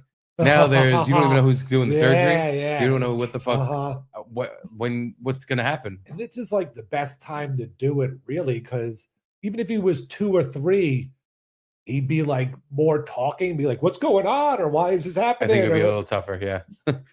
Like it's tougher when you're older, right? Yeah, a little bit. Yeah, so this is kind of, he's just like, "Oh, I'm going to a new room," and then he gets knocked out and comes back, wakes up and just not in pain and just not feeling great. So he was in pain though, huh? Yeah, he woke up. He's still today. He was like not sluggish. He was a little bit of crank. I don't even want to say cranky. He was acting like a jerk off. He kept doing stuff when we'd say no, but it's like I think it's because he's in a little bit of pain still, and like when he gets on and off the couch, and sometimes like when he would get in and out of his little chair, he would be like sometimes he'd straight up cry. Other times, like he jumped on his chair and he went, "Ow!" So it's a little more to it than what I thought in my head it was going to be. I thought it was just going to be like a micro incision. They sew something up with some laser needles or whatever they do, and then he wouldn't even notice it or feel it the day after. But it was basically that. It's just it's there's something there. Yeah. But from what I understand, it should be fine. Will he have a scar? Week. That I don't know. Probably I think not, eventually right? not, but for a little bit he will. But he's so young, I think it'll go away. Nice. But yeah, no. So, in addition to me needing a visit to the salon ever so badly, I was not here yesterday because I didn't feel comfortable doing a show the night after that. And I told you in advance, I was like, "There's no way I'll be able to do it." Yeah. But then the funny thing is, I'm just sitting here around 8:00 last night because we already put him to bed. He was out cold at like almost an hour before he normally goes to bed. I think again the anesthesia really fucking. It was a long day for him. I think he had a little bit of a day. Yeah. He thought I was sleepy. So yeah, he was out cold, and then I'm just we're monitoring him, but he was fine.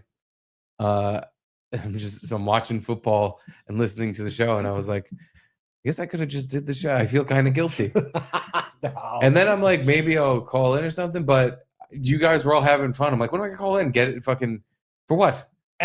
You all need a day off from me anyway. So just this is good. It was a good call just because then everyone would be like, "What happened? What's going on? Why aren't you there?" All that stuff. That was my favorite. Every time, because each guest asked, "Where's Steve? What's going on with Steve?" And you were just like, He's attending to a personal matter. I don't want to give anything away or, have them kind of guess. What I thought was crazy that no one even pressed you on what the fuck does that mean? Because if you told me that about E-Rock or Gino or so, I would have been like, what? What's going on? What is personally going on with them? But I appreciated it because I didn't tell you one way or the other. But you could have. I wouldn't have cared if you told everyone. Yeah, no way. I was hoping you would either say I died because I said all that, because I said that about Gino, or someone said it in the chat. They were like, Steve's house has been overtaken by mice, and they finally put him in they got him locked up in his house.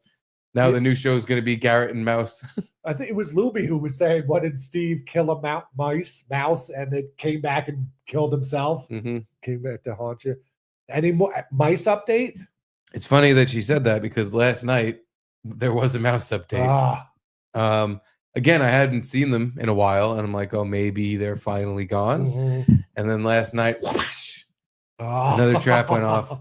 I have a picture. If anybody would like to see a picture of a fucking dead mouse, I was gonna send it to you last night, but I was like, again, just let them. They're all having fun. Having fun talking about Larry's cancer. Which, please, for the love of God, help the man out. What he described about they're not going to cover his immunotherapy because they want him to do chemo, and he's like, I don't want to destroy my body.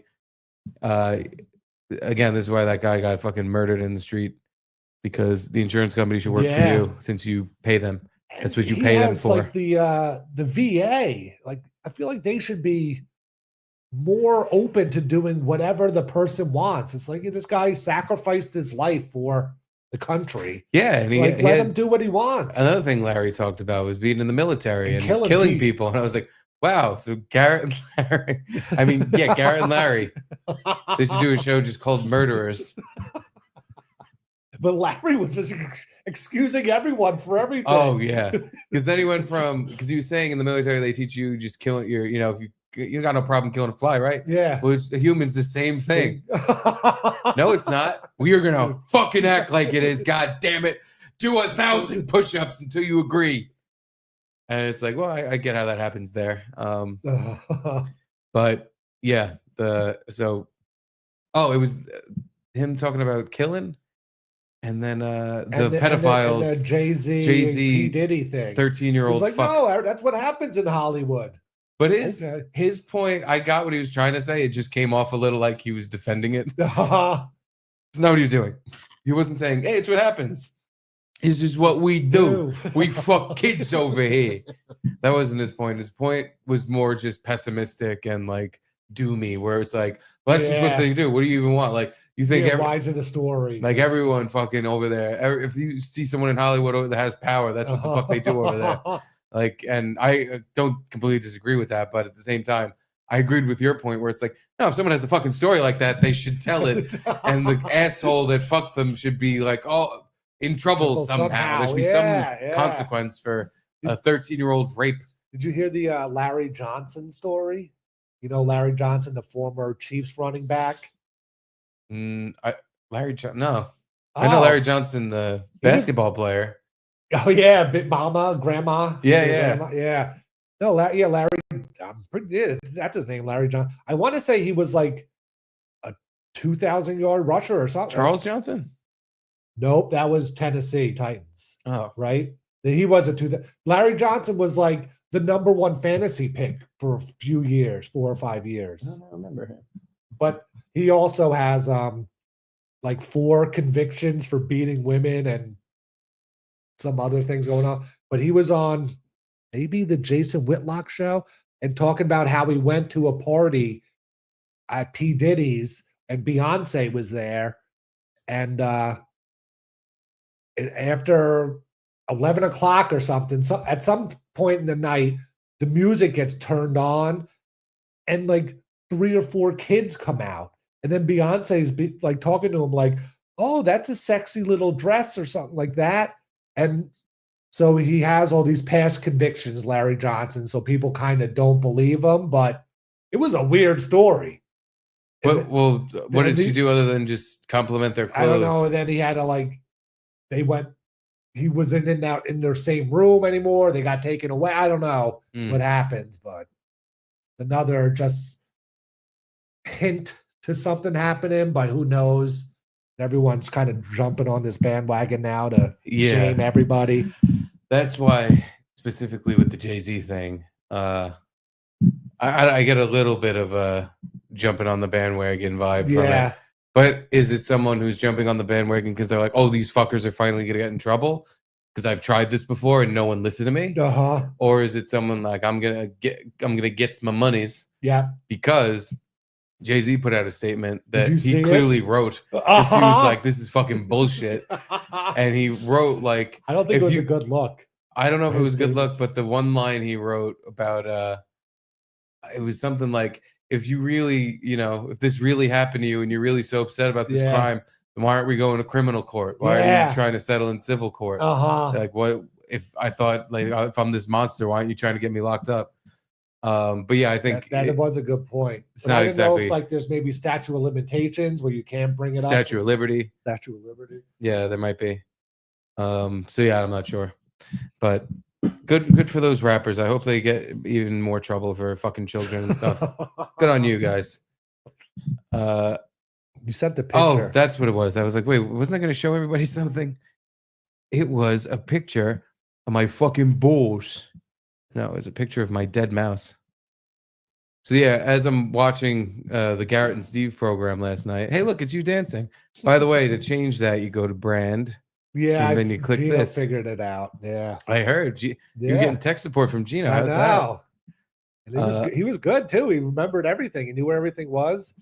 So that right there is the stairway to the bucket that got knocked over when this mouse got its face caught. Oh, he was going to the bucket? I know. He was going by the bucket, and he got his face caught in a mouse trap. Oh my God! It literally. I don't even want to zoom in, but I guess I have to so you can see the horrors I saw. Oh my God. His little eye is looking out from behind the trap, looking at me, asking me why I did this. And I'm just like, oh no. But Larry said you're like a fly. I don't have to feel bad. Larry said. And I'm just like, oh God. So I felt like shit. I was just like, oh, why did these things come here? I don't even want to kill them. Yeah. When they find their little poops, I get murderous rage in me, and I'm like, I'm gonna kill them all with my bare hands.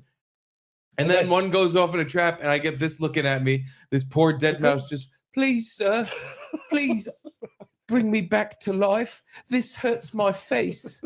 My kid is having surgery tomorrow. Oh, God. Yeah, I didn't need it on a Monday night after a kid's surgery. It was a damper on the day. A great day.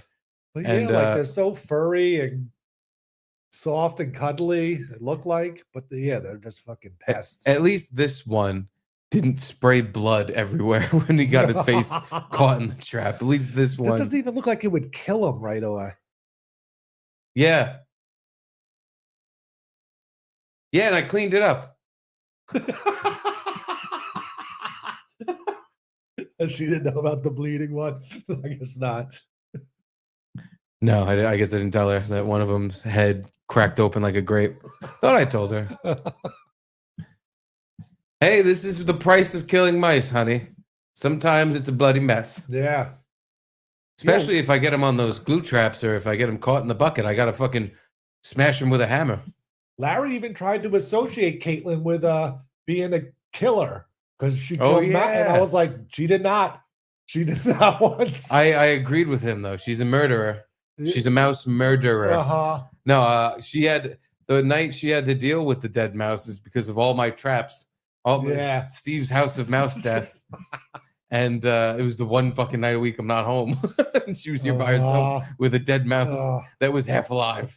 But she did everything he could to keep him comfortable. Yeah, she didn't kill it. She fucking put it in the tub where I shower and fed it provolone.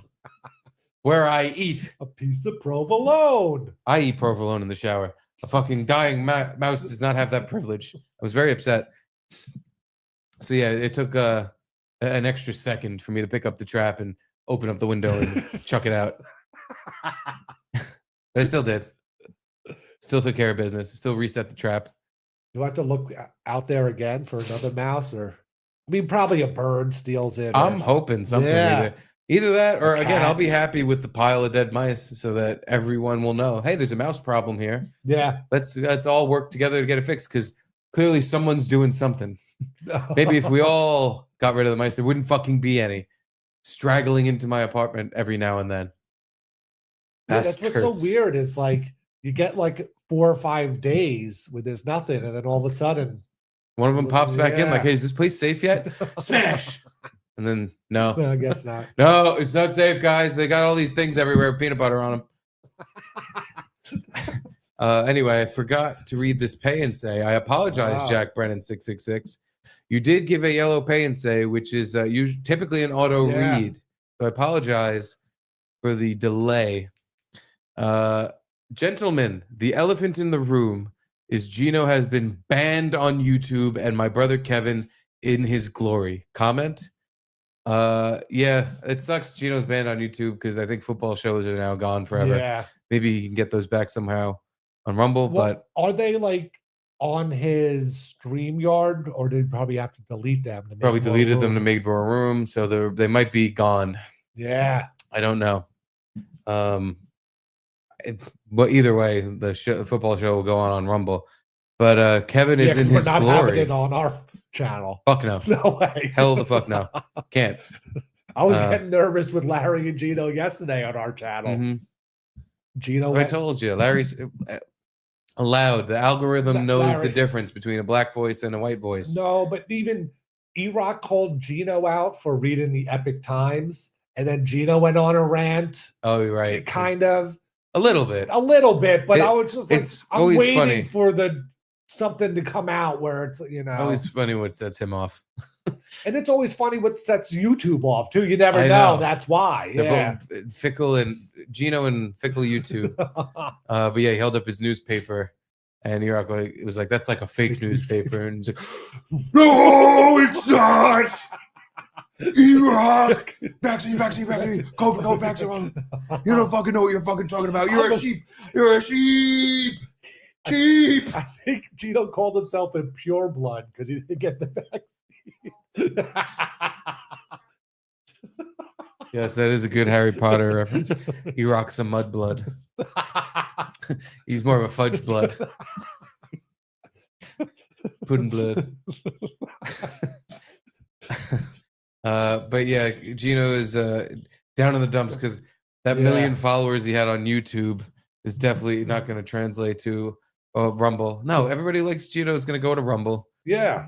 Kevin can be in as much glory as he wants, but it really does not change. If you want to join Gino's Patreon, that's right. Feel free at patreon.com/inhotwater.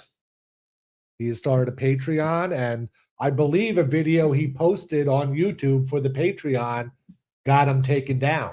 Well, that's right. I forgot to ask. You could do it, Edie. You go, girl. You can make it.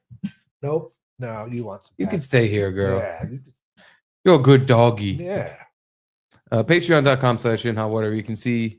He's gonna get that nuked too if he shows porn on there.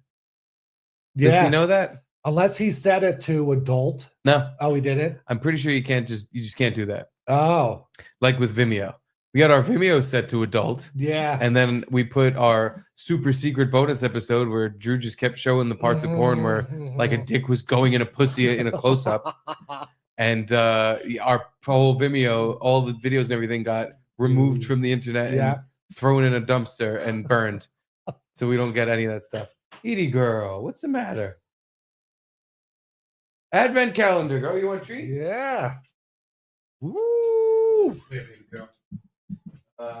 But yeah. Have you been giving it to her every day? Good for Kevin.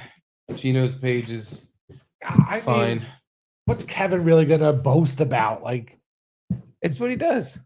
True, but it's not like Gino was always prepared for this to happen. You know, like he stayed prepared by being very unpopular. He was always like, I'm not too long for YouTube or whatever he would say. Yeah, it was always a matter of time. It was never, nobody's surprised. Edie girl, what's today? The 10th? We have, come here, baby. Let's put the camera on you so everybody can see you. enjoying your advent calendar gift. Come here, girl. Want a treat? Erock said, about Gino's newspaper. I said it looked like the fake papers that a dog chews on. Speaking of what a dog chews on, looks like you got a little candy cane. Ooh. Candy cane for Edie. Is it a toy or a food? It is a food. It looks like a cookie I kind of want to eat. Yeah. If it was bigger, I'd offer you a piece. I know. I don't want to take a bite of her. Too much. Here you go, baby. That's a good girl. You want it? Garrett will eat it if you don't. Well, not after she licked it. Yes, you will. Oh, please. You've eaten so much shit. If you wouldn't eat it, I would eat it if my dog ate it. Merry Christmas, Edie. You're a good dog. Now, do you get Edie Christmas presents? Of course. Toys and treats. Yeah. He's a part of the family. No, I agree. We're all opening presents and we're just like, hey, dog, fuck you.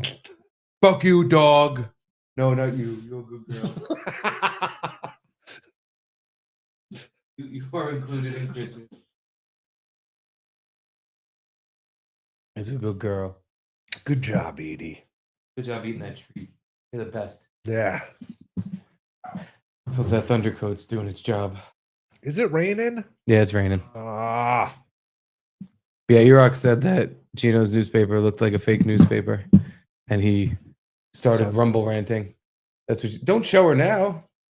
Well, she's all excited. Yeah, you got. What are you doing? She can eat that thing. We're gonna find out. Oh my god! It's a fucking dinosaur bone. Elephant femur. Yeah, it's a Flintstones bone. Yeah, for Edie for Christmas. Yeah, we're gonna find out if she can eat that. She's eaten bones before, though.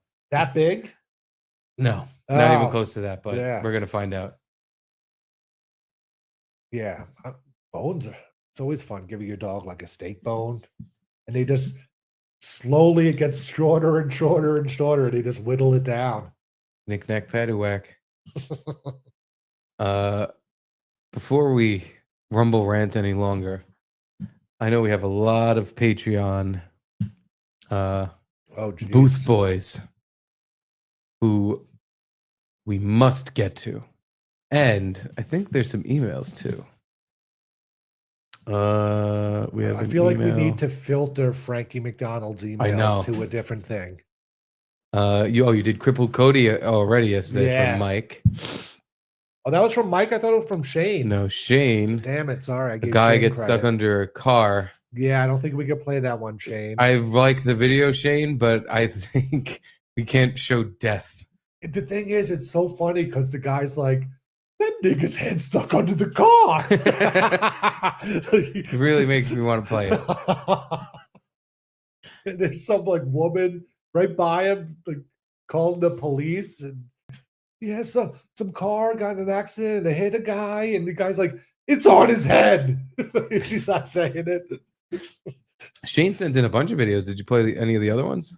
Because he sent in quite a few. Yeah, we played the Indian CrossFit one. Old Gummers going fisticuffs. Oh, we didn't play. I didn't play that. We might get was to a fun that one. But the Boof Boys have spoken because we have quite a few. Some of these. Oh boy, sexy as neck. More Booth Boy stuff. Yeah, we got a ton. Let's get to some. All right. I'm gonna go to the Patreon first, then we'll get to Shane's videos. Aaron sent us from 5 days ago. What the hell is this? FBI warns all iPhone, Android users to stop sending texts. Why? Unprecedented cyber attack by China. Oh no! God. China make your phone go bad.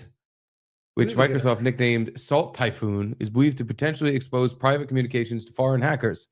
Oh no! All these Chinamen are going to see our texts. Yeah. Wow. Oh my God. Maybe they'll plug Gino's Patreon. Everyone in America is fat and retarded. They text about very stupid things. I don't know. The Chinese hackers reportedly targeted major U.S. telecommunication companies, including AT&T, Verizon, and Lumen, in order to spy on American consumers. Why do they have to spy? We give them all of our Yeah. fucking information. Uh-huh. America sells every Everything. scrap of information they pull off this fucking phone to any country. I guess they just want to do it for free. They're that fucking cheap over there. They're like, we get it for free. We steal it. I think you could even like buy it for cheap. You could buy like 100,000 user phone data from this time to this time, and they just give it to you because it doesn't give you the phone number of the person, so it's like anonymous supposedly. Yeah. But you could just buy it for advertising purposes. You 100% have a log of what people click on when they buy stuff and where it pops up, and it's like where they walk by, and they have geo tracking. So American companies, once they have that, they sell it with impunity. Yeah. So Chinese are just, maybe they're looking for high profile people's phones and they're just getting everyone's. Oh, that's true. I don't know. Well, all right, Aaron. I guess iPhone and Android users like me and Garrett are gonna have to stop texting and start encrypting our messages. It seems weird. Like the FBI warns everyone to stop texting. What are they supposed to use? Yeah, just call people and they can't hack into that, or they can probably hack the calls. What you're gonna have to do is write notes. We're gonna have to pass notes back and forth. Pen pals. And after you read the note, you burn it. And because they can't read ashes, no matter if they put it all back together, you can't read the ashes. But Jack Brennan 666, I agree with you. They are animals. You know who I mean. Those animals. They are. Gino and Kevin. They are animals. They are. Yeah. Yeah. Well, thank you, Aaron, for that communique. Next is Josh Wurs. Now, did we do this one already? No. Didn't do that one. And he just wrote fucking legend. Huh. Okay. So that's a mouse. That's a mouse I killed. That's not the legend. Here's the legend. On. This store, no recollection of that happening at all.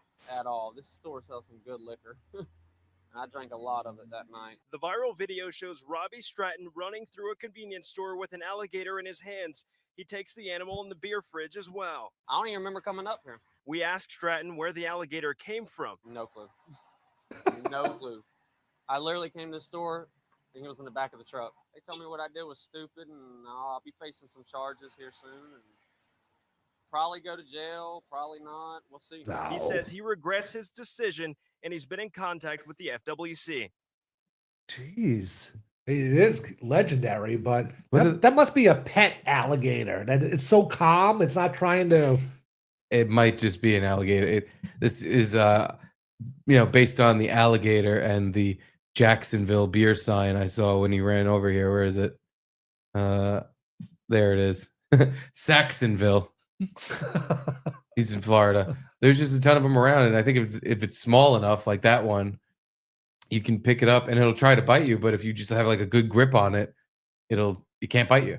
They're not strong enough at that size. I don't think so. Because like you try to hold on to a 12-pound cat, and that fucking thing, if it's mad and swiveling around and kicking and pushing and turning, I think he could get free. Well, I guess not. I guess he just had this guy's a big, strong fella. Yeah. I mean, I remember Steve Irwin used to grab the giant ones by the head and just be like, "Hey, what are you gonna do?" But that's you negate them. That's all they have is their head. Yeah, I'm negating you. I'm gonna negate all of it. Stupid negate. Like you think they can use their tail? Negator. I would think they can use their tail to get out of it or slap something. What are they gonna do with their tail? Tail fucking. What are they gonna? They can whip it around all they want to get yourself moving and jiggle yourself in the guy's arms. If you got a grip on it, you can wiggle. It can. It won't be able to do nothing. You're just gonna run around a store with it like a crazy person, and it's just gonna sit there. Who knows? Maybe it's really docile because he's not even holding the head. That's what I'm saying. Yeah, it looked like he was just carrying it like a puppy. Maybe he fucking bashed its head in, and then ran around the store with it. Who knows? Yeah, what do you think the charges are? He's gonna get some charges. You know, running with a gator, obviously. Running with a gator. That's probably Running an actual. with a gator. Like that's how the raw. That's how the raw is written in the Florida. I got hacked by China through my phone. Yeah, I don't. Disorderly conduct. What really could they do? I guess there probably is some like alligator law in Florida that you're not allowed to touch them. There's definitely alligator law in Florida. Yeah, just to protect them. But it's probably just you're not allowed to fuck them. You could touch them. Yes. Then again, I don't know. I don't know. I guess I'm gonna have to go to Florida and what is this run around with an alligator. Well, the second video from our good friend Josh Wers, right here. Mm-hmm. He's right there. I think he texted me about this video. Sexiest neck. Garrett makes so much sense. Oh, it's the sexiest neck? This neck thing's taken off. Just like I'm finding out people closing their eyes at the barbershop is a big thing. People keep agreeing with you about this neck stuff. And I don't know. I feel just like a dull man with no finger on any sort of pulse of the nation. But he did text me about this. Yeah. But what did he say? You're going to not be able to stop beating off to this video? He wrote something that said behind the fourth wall. So does that mean I can't say it? I don't know. But it just says that he thinks, I'm going to say it, Josh. Necks rock. Necks are sexy necks rock. I can't believe. I am going to call his employer and tell him he said that.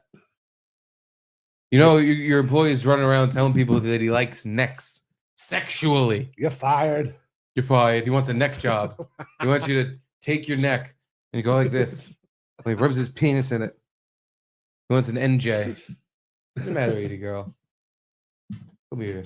Give you pets while we watch this absolute stud of a woman. Just right off the bat, before we even watch, beautiful, hairy, fat tits and a wonderful ladylike beard. Now, is this a woman that is turning into a man or a man that's turned? The tits Garrett, what do you even add? You don't need to know. Sorry. Gender is fluid, and that's just a person. That's a person. It's just a person, Garrett. Mm-hmm. I'm sorry. Fucking bigot. I apologize, bigot. Everyone. Nigga. Nigga, you're a big hater.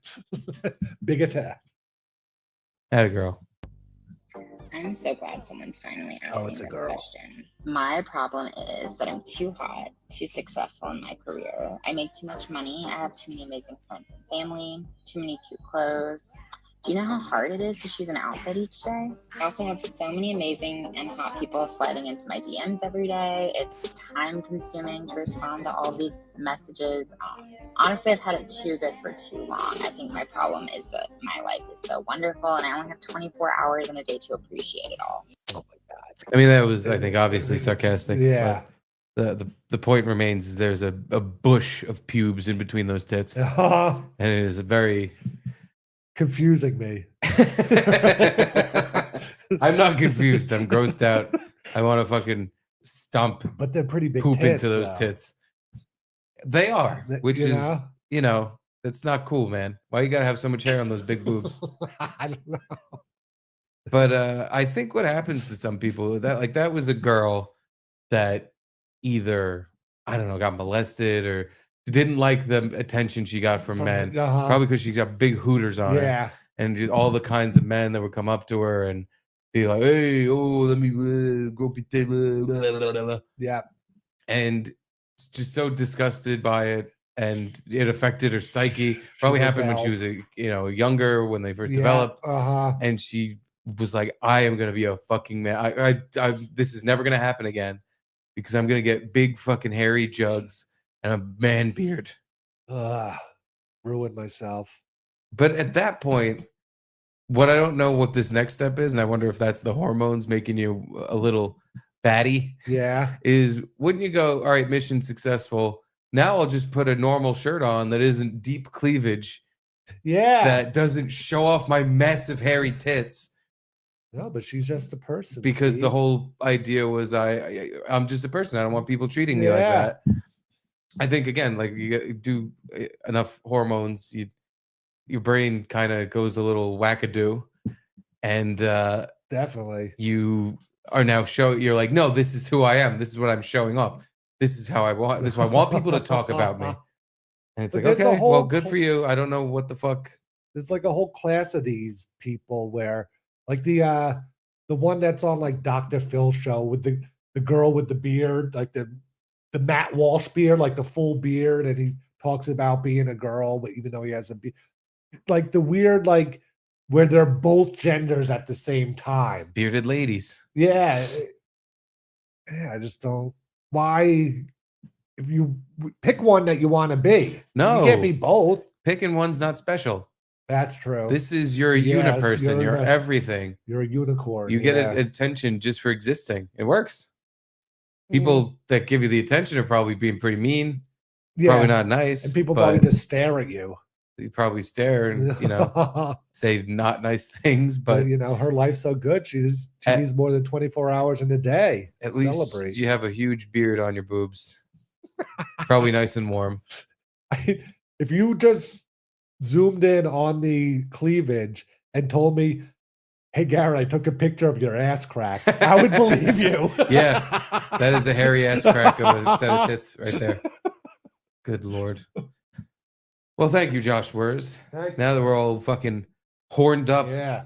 You neck perv, Josh. Yeah, looking at people's necks. You guys are sick. You guys are really sick. Our next booth boy, do you need another beer? Because I does. I'll get you. Please. Please. I'll take a champagne. I'll take a Brooklyn Lager, actually. I'll switch up. Curtis John. We love us some Curtis John. Curtis John's always around with 3 videos. Okay. You said to say you said not to say I'm sorry. So I guess you're welcome. Oh God, I think we're gonna get something similar to the video we just watched. Thank you. God. It is. No, and I agree, Curtis. Don't ever say you're sorry. Maybe today after this you should, but yeah, it is. All right. Let's pick out a diaper to put on. No, come on. Oh my God. This is my outfit. Should we preview this? See if my diaper shows. It's on. This is on YouTube. If YouTube tears us down for a video they put up, then I won't put up with it. True. I'll go down to YouTube headquarters and I'll start begging. Please, can we please play videos that are funny? Please. I'm aware of this thing. This trend. You've seen this one? Yeah. Oh. I am disturbed by it because it is adults acting like babies. Oh, okay. And fucking wearing diapers. Yeah. And I really. Okay. And there are enablers too that like people will come over and change them. It is fucking bizarre. It's just a key sign that you were molested as a baby. Something fucking went wrong. Something ain't right. It's not just like, oh, I have a kink and I'm into this. No. Just fucking do a different thing. This is fucking too Let's strange. Pick out a diaper to put on. And he's got the weird. This is autism too. This is like a fucking. He was a little off. He's got a baby voice. Yeah. Pick out that diaper. My little pants. I'm gonna put a diaper under my little pants. Well, that's what they say. Is the year you get molested is, if it's that bad of trauma, that's the voice you have the rest of your life. Well, there you go. At that year, yeah. Like that's why Mike Tyson's voice is a little telling. He never said. Who molested him? I don't know, but someone. Did you do it? I didn't. I swear. You molested Mike Tyson? And there was another. Was it Larry Holmes? There was some other boxer too that had the same kind of voice. Muhammad Ali? No, I don't think so. Might have been Larry Holmes, but I'm not sure. But yeah, that's just. It always freaks me out then to think of that. And that these people just go on oblivious like no one knows. And it's like, no, I know what's happening.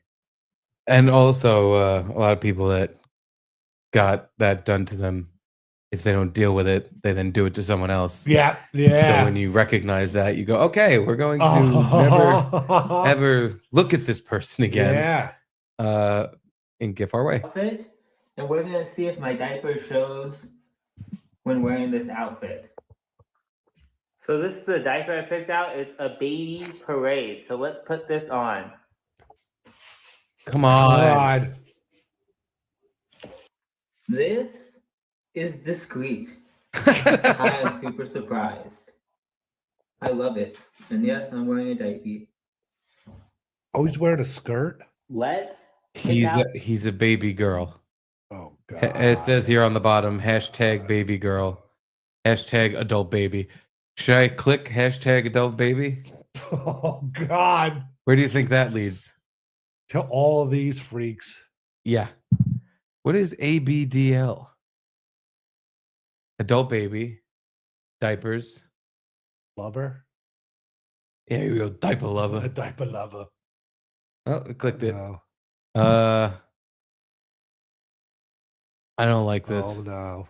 You're oh my God, it's adults using pacifiers. I guess that makes sense. I am the cutest baby. Oh my God. This is a fucking nightmare of you.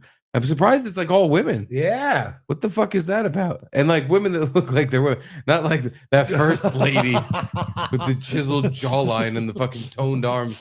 Not that dude, woman. These look like I don't fucking know, man. It all looks like just one person over and over again. Yeah, actually. it does, right? I don't even A sunken-eyed woman. Yeah, with her bruised eyes or whatever. Oh, geez. Yeah, all right. All right. Thanks. That's awful. Thanks, KJ. I hope that goes away. Hope that goes away. Gets sorted out. Like polio or something. Like they figure out a vaccine for ADBLs. Did you get the ADBL vaccine? I'm a pure blood. Change my diaper. I have a pure blood diaper on. Thank you, Curtis John. I'll now have some weird nightmares about that. Yeah. Oops, I dropped my wine tumbler. Is Curtis John's second video. I hope this one is good. It says America's Funniest Home Videos. So I know it's going to be hysterical. It is. Bob Saget better talk this one up.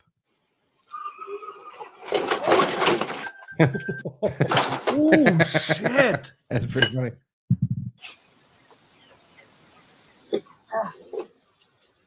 They put that shit in park, bitch. Oh my God. It's going forward again. No way. No, I'm fine. I just ran into your house. Oh, I was going to say, what the hell just happened? I ran into your house. Twice. With my phone? Yes, your house. Your phone is in here. Okay. How are they recording this? Yes, though? I'm fine. But also, I tried to Is back this it a up, but motion then I ran track- into your house again. Motion tracking ring camera? I guess. Or is Maybe there it's someone outside. If it's fake, that's some good Oh my pratfalling. God, I can't imagine it being fake. That's Chris Farley level. Yeah. Fake- the way the first crash, he does get stiff like a board and just falls forward.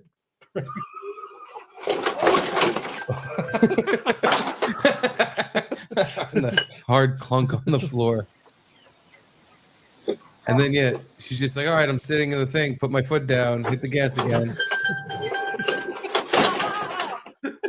She's got to be shit-faced. Oh, No, totally. I'm fine. I just ran into your house. Twice.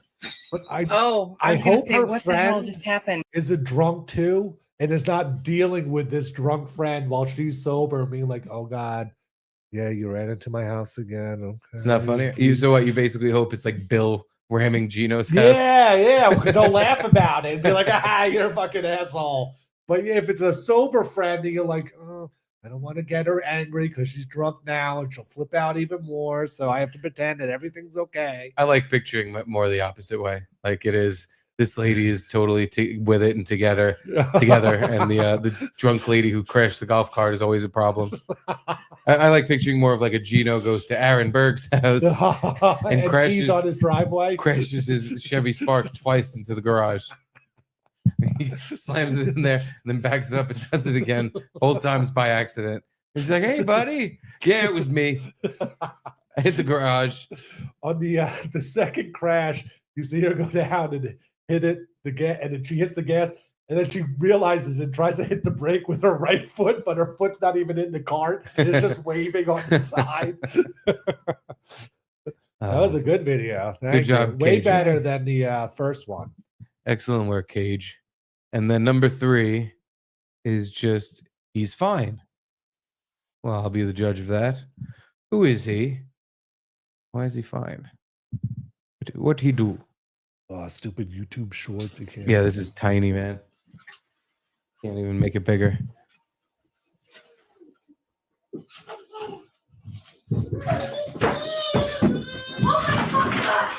Oh, what the fuck? That was more awful. So the baby falls down some stairs, and then the mom falls that was down. I didn't even see Yeah, the look, baby. the baby crawls. Oh my god! Yeah, man. I can picture that. Holy shit. And you could see the baby gate fall. Like she took it down because she probably went down there to get ingredients or whatever she's making. Oh, that sucks. Jeez. That yeah, way to show Steve that on the day after his son's surgery. I've done similar shit to that where I take my eyes off him for 2 seconds and he falls over something and he's crying. I'm just like, oh, fuck, shit, fuck. The other fucking day, I'm watching him in the morning. I have to pee. So I'm like, all right, I'm going to go to the bathroom for 10 seconds. He'll be fine. Yeah. I go in the bathroom and I shut the door because he tries to plow it open. And I'm like, I'm just peeing. 5 seconds into my pee, I just hear bam. So now I'm shaking the drops as fast as I can. I'm like, come on, Dick, come on. Caitlin already ran out of the bedroom, and I was gonna say she was a little pee play. She was watching me pee because she likes to make sure I get it all in the toilet. I can't be trusted. No, she ran out of the bedroom. Was already in the hallway, and he apparently like fell and like banged his head off the wall or something. We don't even know what he hit, but he has like a bruise in the center of his forehead. And I'm walking out of the bathroom, not even like, oh my god, what happened? I'm like, I was peeing for 5 seconds. What the fuck? But he takes hits on the head like a pro. I know. You've seen me belt him. Yeah. You've seen me punch him in the face. Remember when you opened the fridge door? Oh my god. Yeah. He didn't even cry or anything. He just took it like a pro. It's a boom. All right. Hey, what are you looking at, Dad? We got a new fridge. I open the doors and it clears his head by a mile. So then, I guess because he's a baby or something, keeps growing and shit. See, I'm opening the door with him right next to me, knowing like, oh, the door's just going to clear his head. It's not nearly tall enough. And I open it and just bam, blast him full speed. The corner right in the fucking head. And he didn't even phase him, really. He was like, oh, he dodged it kind of. And it was like, oh, what's going on in the fridge? Yeah, can I see what's in the fridge now? That you fucking hit me in the head? Yeah, but I've just seen him like turn a corner too sharply and hit his head on the corner of the wall. He's a pro. Sure, very durable. It's just horrifying because it's like, I don't know what the fuck the limit is to that. And I don't want to fucking find out. Next on the Boof Boys list. When I was a kid, my dad used to balance me on his hand. Like I'd stand on his hand and he'd like walk around and go like this and freak my mom out. Yeah. I could see that. That freak you out. Yeah. Not sure why he did it. Did he ever drop you and not that I heard scramble your eggs? Probably. But yeah, I never heard of that. I never heard a story that he did. But it's like a baby, and if you feel it falling, you could just I throw Charlie as high as I can into the air and just catch him because it's like, you're a baby. I could do that. Maybe not as high as I can, but you know what I'm saying. Really as high as I can. As high as the roof will let you. Sometimes when the ceiling fan is on. So our next Boof boy, Bernard Gresser, sent this. He said, this is from Australia, and it reminds me of Gino's cat, which everyone loves.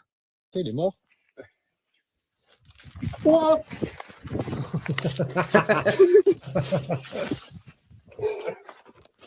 Oh la la la la! Oh, we caught him. This guy's fucked. That was just gonna kill him. Bah, en fait, faut juste qu'il vous monte dessus. Salut. Vive l'Australie. Quand on me dit oui, les arts à collerette, c'est compliqué à attraper, vous les These embêtez. French Non, non. guys in Australia? Yeah, what the fuck?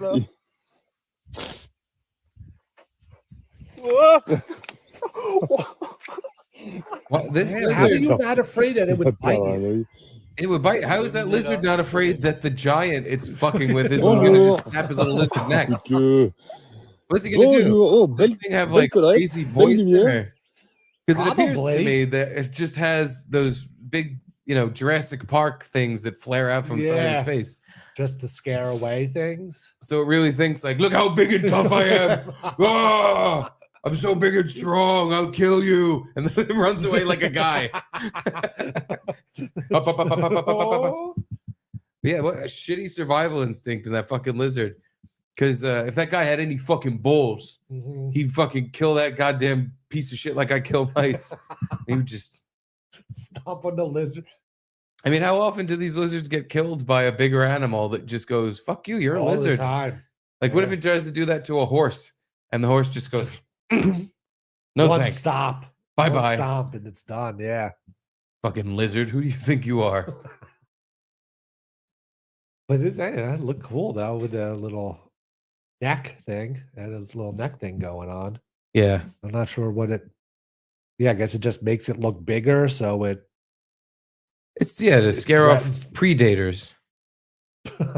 But again, that definitely works on dumber animals, because we're very smart. Yeah. Like it probably work on a bear. Bears apparently get confused if you just raise your arms and start screaming. Yeah. They're like, look how big he is now. I can't fit that into my mouth. Yeah, that guy, I don't know. Before he seemed a lot smaller and less loud. Now he's huge and he's hurting my ears. I can't deal with all that. I'm gonna go eat some honey. Like Winnie the Pooh. I'm gonna just stick my hand in a beehive. But Bernard Gresser, 2 for 2. That could be Jay. With here's another Australian video where a man makes out with a kangaroo. He's standing right up. You show me how big he is. You'll lean right back. And you use that tail as a spring. And he'll come forward. And here, well, you can see. Kick him, buddy. Kick him. No, stop. Come on. Calm down. We're going to go down. Fucking balls on this guy. No, stop. Calm down. What an asshole. He's shoving the kangaroo. The kangaroos are very funny because they stand there like a human. Like an angry bar patron. Yeah. Like, oh, mate, what are you shoving me for? You want to go? I'll fuck you up. And yeah, he just keeps shoving it like, hey, dickhead. What are you going to do about it? And then he goes to get him like, oh, calm down. But don't they do that just taking the piss? Jump stomach kick thing? Yeah. Why not do that? And they have, large talons and claws. And they can really rip you up pretty good. Eviscerate you. And he'll come down. And that is the end of the conflict. Yeah. Watch this. Yeah, he just starts kissing it. Yeah. Wow. Think he ever fucks the kangaroo? Maybe just the pouch.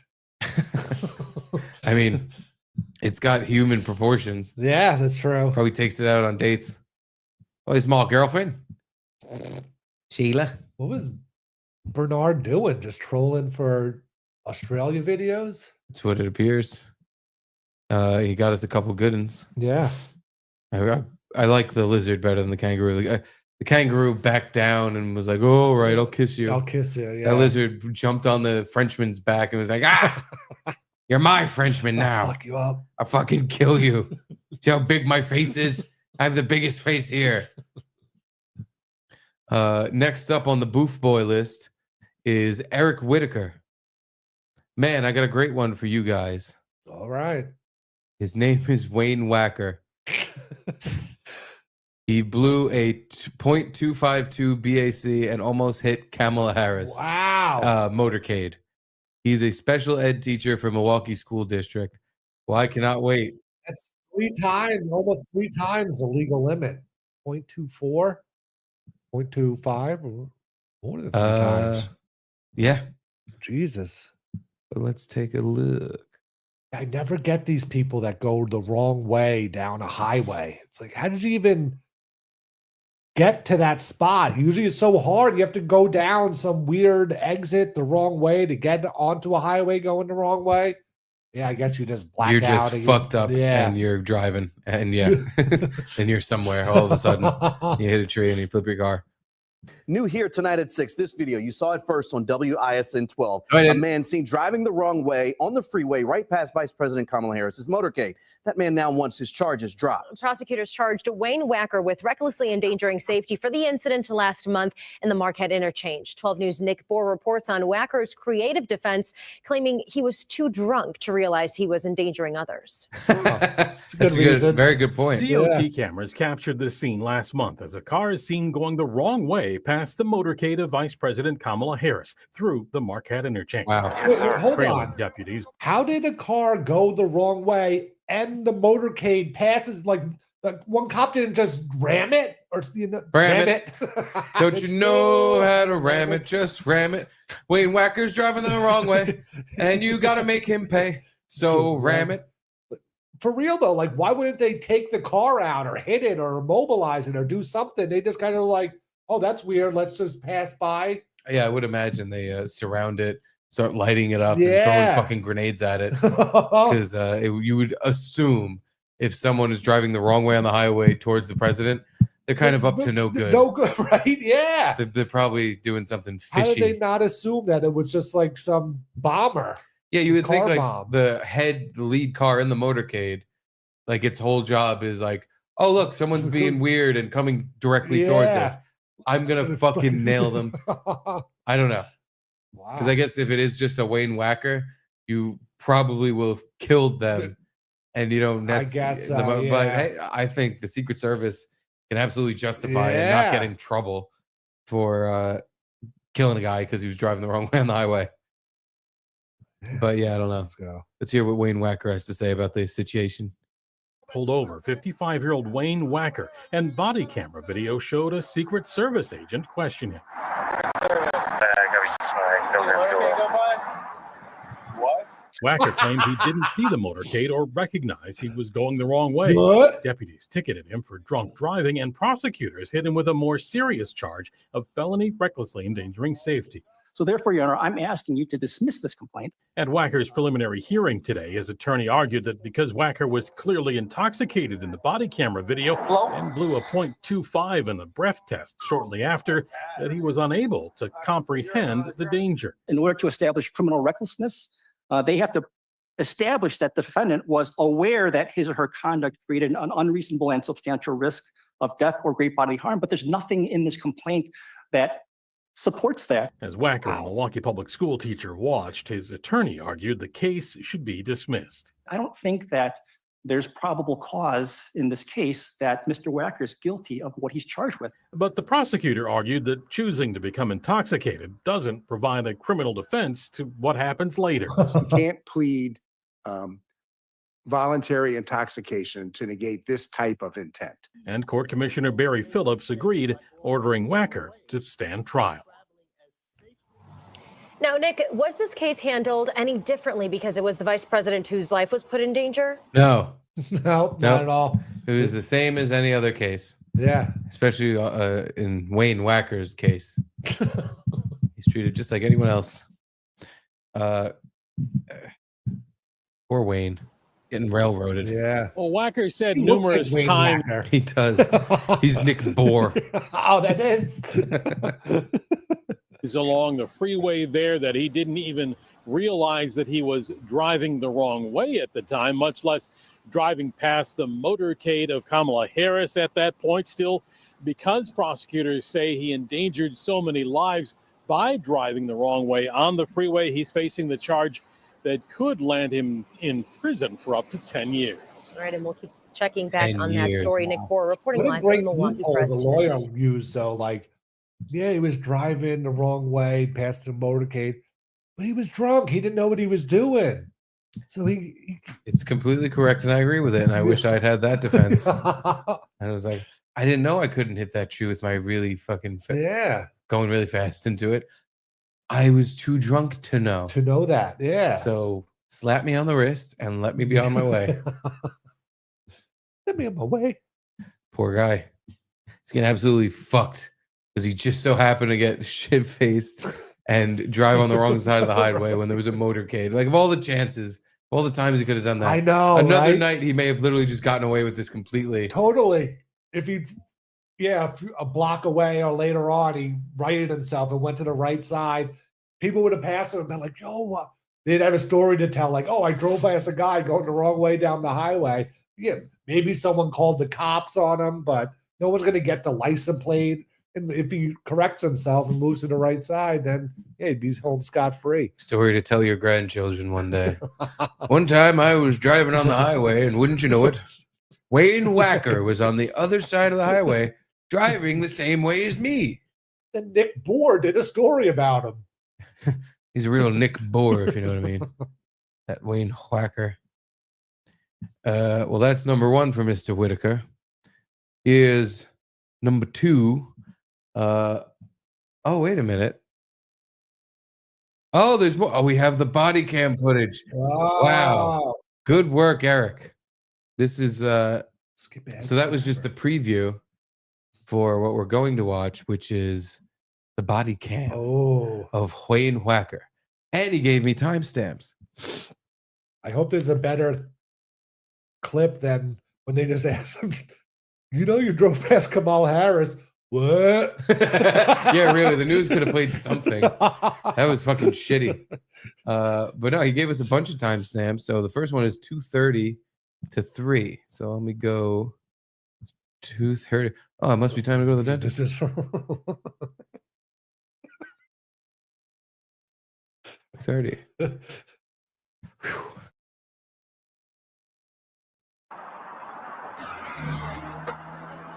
Oh, no, still not it. I'm gonna go back to the pilot at 12. What's up, dude? How you doing? Good.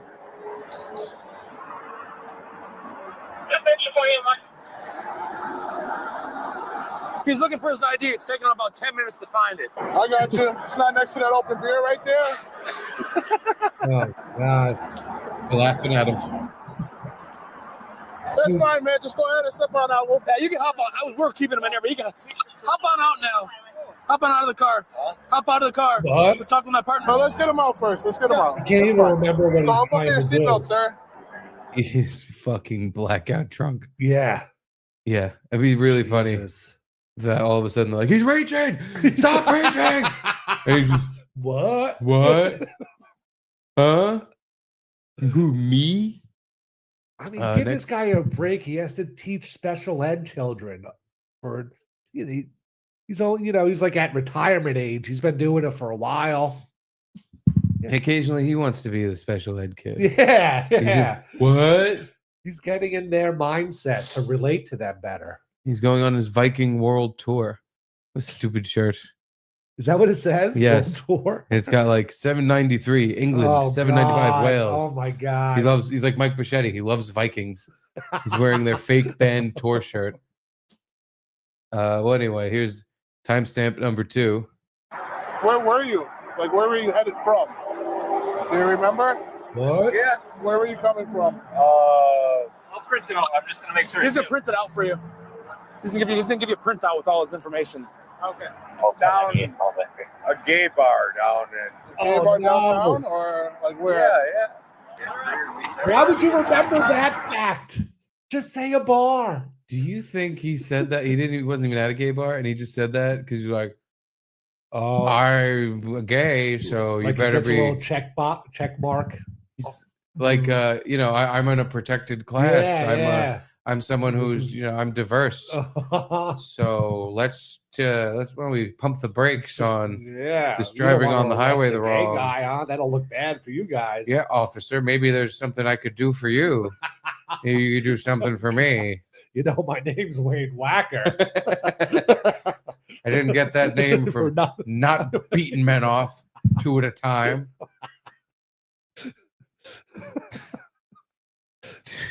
Double W's and double hand jobs. What was W supposed to be called? Wubble you. It starts with a W, like every other letter starts with its letter when you say the sound. Wayne Wacker. Wayne Wacker. Oh no, there's more to that part. Here we go. No. I mean, I'm not opposed. Well, if you take 25th, I'd say you can spin her left, and you can hop right back on. You can just get right back on. We'll be over in a minute. Sounds good. Are they telling Wayne Wacker how to get back on the highway and drive home? No, so that cop was talking to the Secret Service guys. Oh, and there's a divider on the middle of this highway that I think is like on an overpass or something. Like that divider that Wayne Wacker's standing on, if he fell over it, he would fall like basically off a tiny cliff. No. I'm pretty sure it's a highway like there's that. cars coming from behind him down this road. But like they're that on the other little side. gap. That little gap you're saying? He could fall in? The gap is you're right. This one over here. Yeah. And the Secret Service guy literally said, I'll just jump it. He was going to hop up there and just jump over it. And the cop was like, you could just get off right there and you'll be here in a minute. Just, you don't have to jump it. That's all we need right now while we're arresting Wayne Wacker, who, by the way, was just at a gay bar. I don't know if you know that. We need a Secret Service member who's now involved in this retarded case to jump to his death off the highway. Let's get that in the paperwork. In his tight suit, and he goes to jump, and it like catches his knee, and he just Look what you did, Wayne. You're getting charged for that too. That's negligent homicide. He probably would somehow. Yeah. They would definitely spin it in court because of you. A secret agent, a Secret Service agent, has died in the field because of you, Mr. Wacker. How do you plead? Gay. I was at a gay bar. You can just get right back on. We'll be over in a minute. Sounds good. Hey, somebody else was making a violator stop right when this was going on, right? Fucking Montalongo. That's why I said keep, dude. Dude, that's like the third one they did, dude. Like, come on, bro. Especially when they're moving, like, bro, come on. Especially like some shit like this happening. This is the reason why. Yep. All right, Secret Service all good? They're coming back. They were there to talk to him first. Oh, okay. All right, I was going to get these fields going. No, yeah, just wait. They're going to swing around at 25th. Yeah, I'll take it, bro. It's my zone. Was it in the center council, or where was it at? It's there. It's there? Okay. Traffic in the board with State Patrol. Sir. Oh, boy. Secret Service. See the motorcade go by? What? See a bunch of cars go by when they're going the wrong way? Yeah. You didn't see that? I have looked by. Take that. Copy that. Just highway before you got me. Where are you coming from? Oh boy. Car? The gay bar. Home? Get home now. Wow. How much did you have to drink? 2 beers.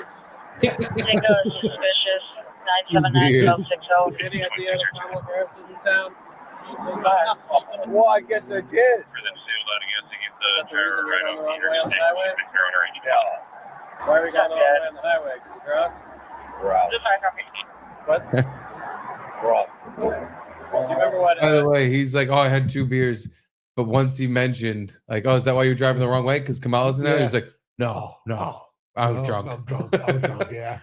Even in his fucking whacked out whacker state, he was like, fuck no, I swear I wasn't trying to kill the fucking president.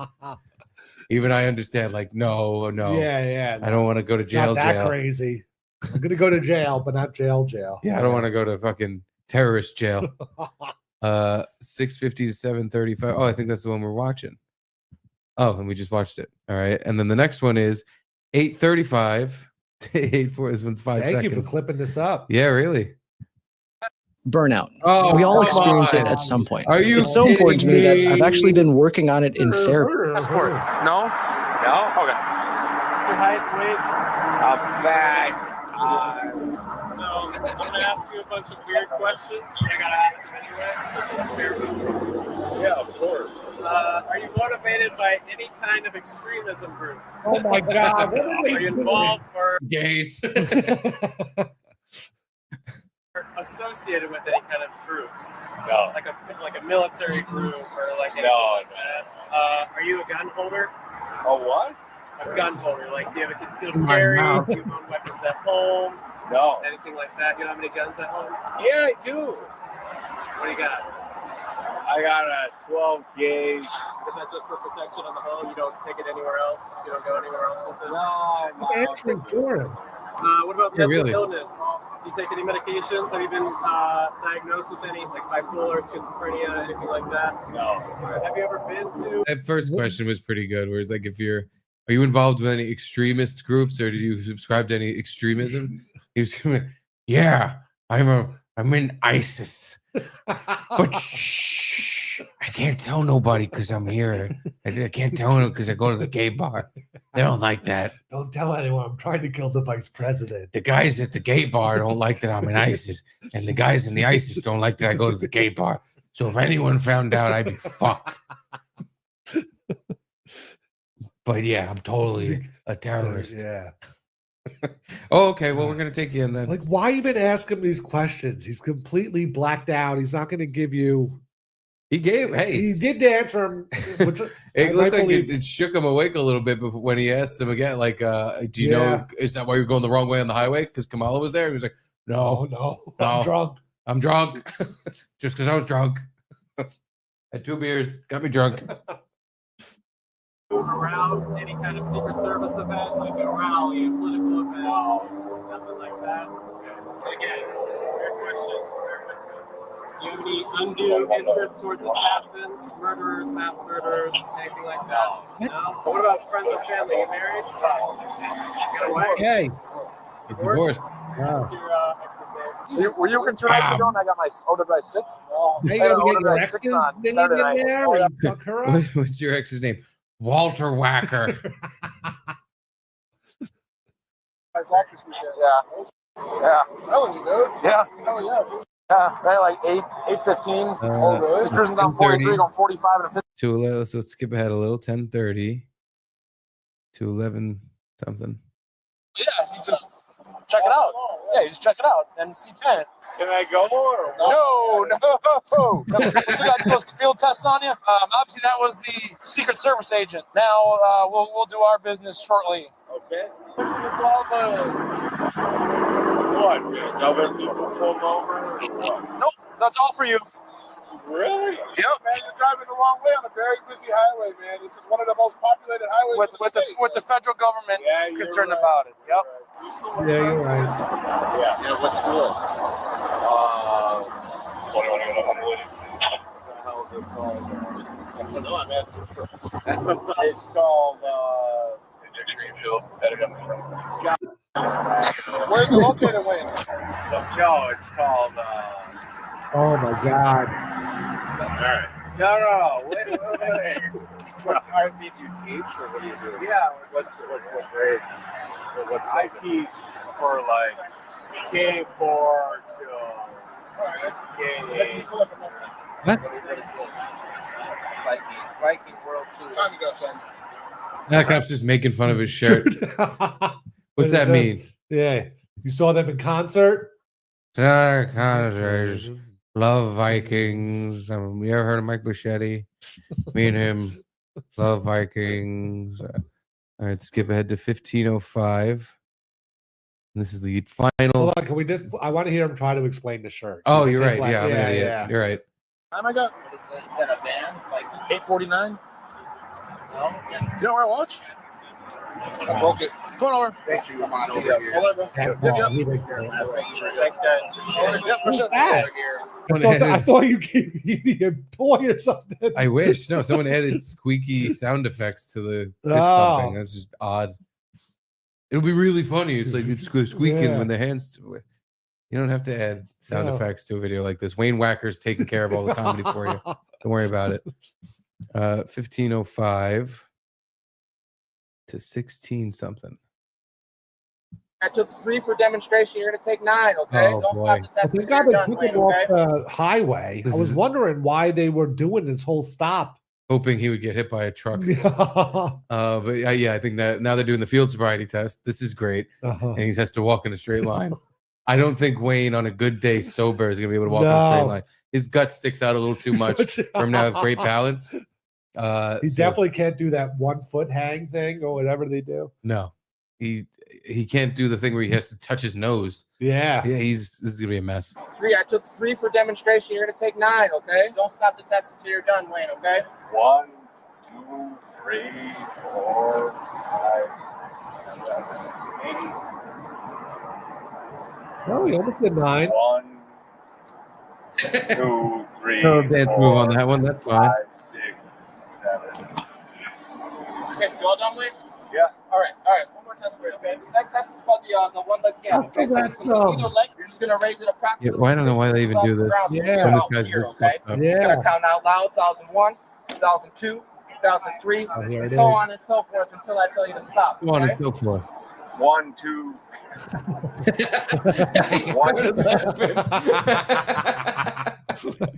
One. He's supposed to say like 1, 1. He goes 1, 2. I can't do this shit. Okay? 1, 2. 1. Hold on. I'm joking.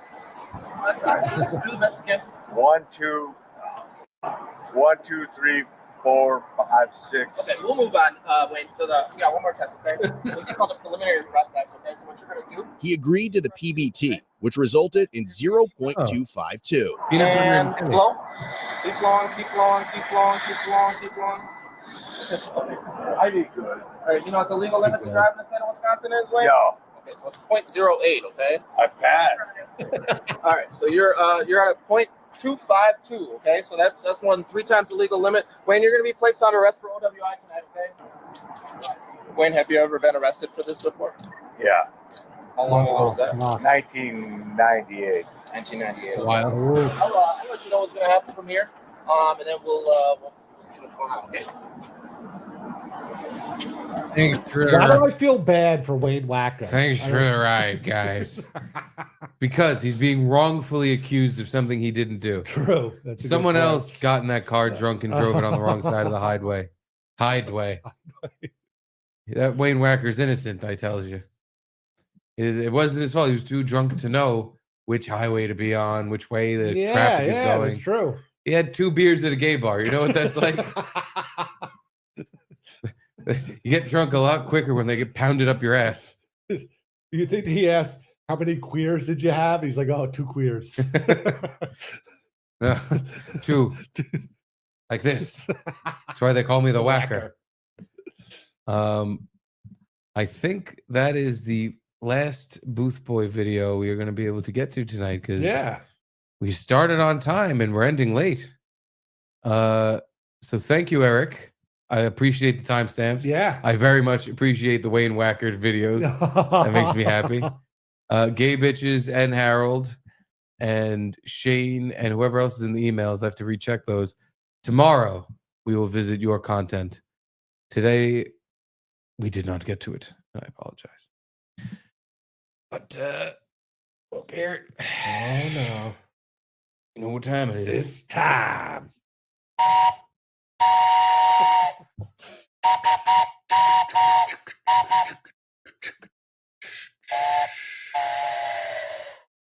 Wait, do you guys have a fake Christmas tree? No. Oh. What do you think I am, Jewish? I saw like these branches or something. It's garland. Oh, okay. Thank God. It's Todd McGarland. He's in that box over there. No, it's I don't even know if garland's the right word. I think it is. Or yeah, that's the wreath or fake. whatever. It like you drape it over the kind of thing. Bunting. Yes, Yeah. it was safe at first after drag bunting. You put like all over the curtains and like all on the shelves. Yeah, and it lights up and shit. All right. But yeah. What happened to Todd McFarlane? The Spawn guy? Yeah, he was like a big guy in buying like famous baseballs, and he did like, didn't he do like some toys or something that were really? They were definitely Spawn toys, yeah, and they're like collectible and really expensive. Yeah, and then I haven't heard from him in so toys. long. That was definitely Todd. I guess I don't know. I guess Spawn ended, and he was just hanging out with all the action figures he made. Yeah, He's probably just in a basement every day looking at him. He had a run of hundreds of these fucking things. Yeah. Yeah, I don't know. I haven't been keeping up with good old Todd. I know. But let's read some super toots. Super toots. And then we gotta play our board video and get the fudge out of here. Marshall Beaupre, from when we put the thunder coat on Edie. Can Garrett wear the thunder coat instead? I mean, want to take it off. Could, she looks so yeah. peaceful right now. She's sleeping right now, so I don't want to. Hello, sleepy. Her. Yeah. Also, take it off and see if you could you can fit in it, and then eat her treats. But and Edie's really gonna start hating you instead of being obsessed about when you come over. I'm wearing her shit, eating her food. She's gonna start biting you. But it's like a cape. Like I get to put it around my neck and Velcro it. Yeah, well, there's the neck hole. You could use that as a sleeve and Velcro it around yourself. You'd look really good in it. I would. Sorry, Marsh. Back to Marsh. How much for Garrett to eat a mouse? What is the price, Garrett? I know I won't take. I wouldn't do it for an answer because I know you would. Like a live mouse, not a live mouse, but a mouse caught in a trap. How about a price? Dead mouse, live mouse. You can charge different for different things. Man, a live mouse, that would be rough. I think you could ask for like ridiculous money for the live mouse, like $1 million or something. I know, but that seems ridiculous. Like if you came up here with $200,000, I would eat a live mouse, right? Don't say that. You know what I'm saying? You don't say it. What's the actual? I don't want to just $200K cash or in your Venmo, or does it matter? Yeah, I guess it doesn't really matter. That's cash. I would want the cash or something like that. Yeah. Because what if they, Venmo it to you and then Un-Venmo they say, "Oh, that was fraud. That was bullshit." Yeah. And they that money somehow gets out. I want the cash. And then when you try to take it back, I'll kill you because I ate that fucking mouse. Yeah, I would say, okay, I would eat a live mouse for 2 Bitcoin. So that's 200,000. I would definitely would do it for 200. 100. So I think I would do it for 100,000 too. That's a lot of fucking money. Stop lowering your price. I know, but I'm trying to be honest. Like 50,000. No, These people are gonna get a GoFundMe started. They're gonna raise $100,000, and you're gonna have to eat this fucking mouse. You better keep it that high. I feel like if you keep talking, you're gonna be like, I guess like I don't know, $1,000 will do it, and then you're gonna be eating a live mouse for $1,000. Be reasonable about please. Yeah. Please don't be unreasonable about when you eat a you live wouldn't? fucking for $100,000. $1 million. If I came here with a stack of $100,000 of dollars, you wouldn't eat it? I'd want to do it, but I don't know if I'd be physically capable of crunching down on a live mouse that's biting my tongue and biting my fucking lips and shit. But it's just and like I don't know. I know I'd be able to do it for more money, but I don't know if I'd be able to do it for that amount. But it's just like an instant that you have to get through. Like you just grab it, throw it in your mouth, and start chewing. It's like, and then fucking you're $100,000 richer. You know what I'm saying? I know what it's you're hard saying. to debate that you wouldn't. I don't know.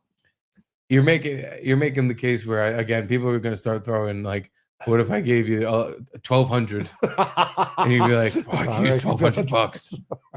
All right, give me the mouse. The only thing is, it's like, do they have diseases like you can't eat them? Mm-hmm. That might be bad. Kind of the whole thing with pests. Yeah, don't want to eat them but I because thought they it make was you like sick. because if they bite you, you get the disease. But if you bite them, you're getting the disease that's in them that they infected you with. You see how that works. And it would just be, the most disgusting thing anyone's ever done. Yeah. So I'll do it for 1 Bitcoin, the live mouse. Dead mouse, I almost want to say the same price. Like, I don't really see that much of a difference. It's not alive in your mouth when you bite it, but that'll be over quickly. It's still really gross. And that one, the picture you showed, it'd be hard to get that all in my mouth at once. And swallow it. Yeah, that's true. You have to swallow it and eat it. And if part of the challenge is like you can't puke it up, then I'm like, again, like I don't think I'm even gonna try. For $1 million, I'm like, I have to at least try my hardest. For less than that, you're going, I'm gonna eat a mouse, puke it up, and get no money. and that is a memory I you're don't want in my fucking brain because it's not worth that memory of not getting the money after eating the mouse. Not worth it. Yeah, like a dead mouse, maybe I could like cut it up into pieces and eat it, and that would be doable. But yeah, a live mouse, that seems hard to even get it in your mouth and start chewing. I feel so Live bad. mouse, and you have 10 seconds to cut it up to put it in your mouth. The timer goes off. Whatever you got done is what you have to eat. Oh, like I have a live mouse, I can cut it with a knife. You can try. Kill it. I mean, you're gonna be in a cage with this thing, and you have to grab it and cut it into a more. You have 10 seconds. Enjoy making a bloody mess and then eating it. God, what a disgusting. Like if it's some of the mice I've seen at my place, they're like the size of a ping pong ball, or maybe a little bit bigger. You know, like that would kind of be easy. But that one you showed a picture of, bigger than that. Yeah. Okay, how about a rat? Oh, El rata. God, that's so big. You're gonna have to take a couple bites. The live part is hard to get over. Though. Live rat. Yeah. It's gonna bite the shit out of you too. Oh God, yeah, definitely. You're gonna have to eat its head first. The only weapon you get is your mouth. So you're gonna have to figure something out. You're gonna have to grab this thing by the neck and like bite its skull. I don't think I could do it. You'd have to tap into some caveman part of your brain. Yeah. And like I wouldn't eat like for That's like what I a was gonna week say. in advance. Don't eat. And try to get your body to go in survival mode where you're just like, I'm prepared for this. I'll eat anything, I no will matter what. Give Yeah. me the rat. I'm hungry. That's what I was just thinking of. Yeah, just don't eat anything. Get yourself starving. Yeah. I mean, 100K is But a then, lot. if you don't eat for a while, your stomach shrinks, and then you're gonna be Oh, halfway God. through your rat, and you'll be like, "I'm full. I don't want this whole rat. Do I have to eat the whole rat? I'm very full." All the hair. That's the part that's Yeah. only that. That's the part that's gross is there, not the fact that it's a fucking rat. It's a disgusting all around little animal. Bob Fan of Patrice has a question. I saw you, Curtis John. I'll get to that in a second. How much for just a tail? Oh God, a tail? Now, again, answer this wisely, please, because someone's gonna give you $10 and you're gonna have to eat a rat tail. Oh, rat tail or mouse tail? We'll price them both out. Okay. Here's the price for the rat tail. $1,000. That's pretty cheap, man. I think you can get Mouse that done. tail, $500. I'd do that. See, what they're doing is they're going to start building the mouse piece by piece, building the rat piece by piece. You started now. The tail's only $1,000. Yeah. Sorry, what about the tail and like the back legs? But I'm the tail. 2,000. The tails are not alive. You know, like that. The big stepping stone is taking a live thing and putting it in your mouth and eating it. That's disgusting. Just do it like Ozzy and bite the bad head off. Like it's super heavy metal. Just think. Oh, that's true. I'll get a guitar. We'll play some. I'll play some sick riffs. Yeah. And then I'm thinking like I have to eat it all in one bite, but I don't really have to. You could eat it if you want. You I could eat could, it all in one yeah. bite. I could just like rip the head off. Yeah, you could. Oh, but that would be the worst bite too. The skull. Probably not taste good. Yeah. Probably choke on it. Eating. That would probably be a cool feel. Eating teeth. Eating rat. That'd feel really fun. Oh my God. This You topic probably is, have to spit those out. Thank God we didn't get to our Tokyo treat box because I'd be fucking puking up shrimp chips. Talking about eating mice and fucking ass rat tails. Good Lord. But yeah, Bob Fan Patrice, you can get Garrett pretty cheap on a fucking rat tail. I'm gonna stick with a $1 million. It would cost $1 million for any piece of any varmint. Yeah. Curtis John, proud boy. Gavin and I just joking around at the bar.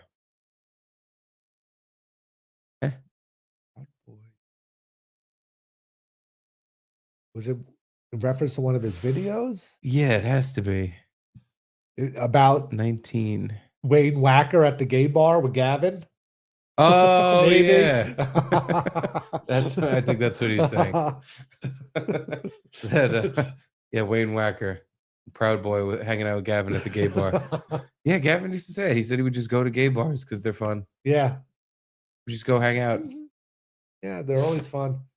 Yeah, I always feel comfortable around a whole group of gay men that are looking to have sex with each other. Yeah, in the butthole. In the butthole. Where poop is. The poop and cocks when you're talking with them. I went to a gay bar once on my birthday. Really? Decided to treat myself. What? No, it was my birthday. I had just broken up with my girlfriend who had cheated on me. So my friends brought me out to the city to, take me out, cheer me up, bring me out for a night out on the town. And I don't remember what neighborhood we're in. Maybe the Lower East Side, maybe somewhere close to that. But we're bar hopping and we're going place to place. Yeah. And we end up in this cool looking bar. We sit down, order a drink, and didn't really look around too much. Just kind of walked in. Yeah, and it's said, a bar. It's a bar. There's people in it. What do you want from me? I go to the bathroom and I notice as I'm walking to the bathroom, there are two dudes making out right in front of it. And I was just like, oh, look at that. Okay. Wow. Interesting. But you're progressive. You could deal with that. I was like, oh, maybe I can join in. A three-way kiss session. Thank God they're here.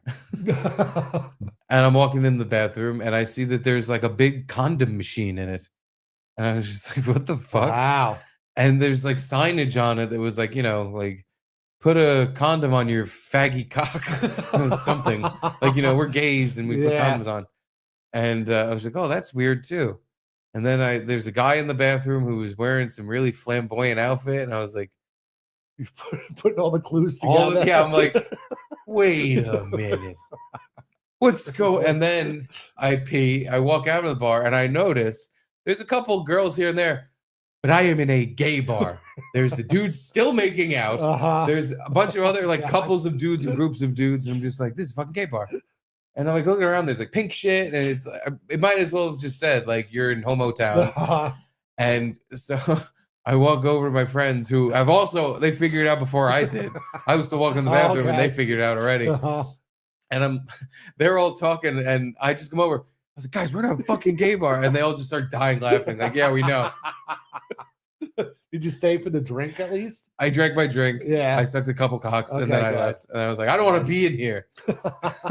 But I felt, all glum because I was sad, broken up boy. Yeah. And they felt bad because they were like, Jesus Christ, we're just trying to give this guy a night out. We brought him to a fucking gay bar. Yeah, I don't think I've ever been to gay bar. I went to a lesbian bar once. Oh, because you're so cool. You want to Meow Mix, I think. Was it called? Really? I think that's what it was called. Meow something. I get it because all the But pussies. is Meow Mix just the cat food? Yeah, it is, right? So maybe I'm thinking, it's Maybe you're meow just hungry. something. Maybe I'm just hungry. I'll eat a cat for $2 million. What's the price on a cat? Oh God, that gotta eat the whole cat. Yeah, that's a lot. Not in one, bite. It's alive too. No, You gotta. Again, your only weapon is your mouth. You gotta. That'd be impossible. You can bite its neck. I'd have to bite its guts or something. You gotta bite it like how it would bite you. All right, I'll give you this. I have Your to shave arms, it. your arms and mouth. So if you want to pick the cat up by the tail and just bash it off the wall, you can do that. But still trying to eat it is going to be You hard. can't eat it. Yeah, we're talking about $2 million. I'd try for $2 million. Are you kidding? Yeah. If someone said eat that fucking cat, I'd get my dad to kill it. yeah, have your dad drive over, mow it down with his car. Or just have your mom pick it up and drop it off 10 miles away in the woods and then fucking dies out there. You can eat the scraps. Again, for that amount of money, how do you not try? Yeah. It's like this is life-changing money. Yeah. I can buy a real train whistle that they put on the actual trains. You can buy a train. I can buy a train and then just walk into it and go choo-choo when it's time to read super chats. Yeah, like Bussin' with the Boys. We could be training with the Choo-chooing with the Jew chins. Training with the gayman. Perfect. It's a new podcast. And finally, Bob Fan and Patrice saying, where can I send the money? Do you have a rat tail? Because you can send that to us. Yeah.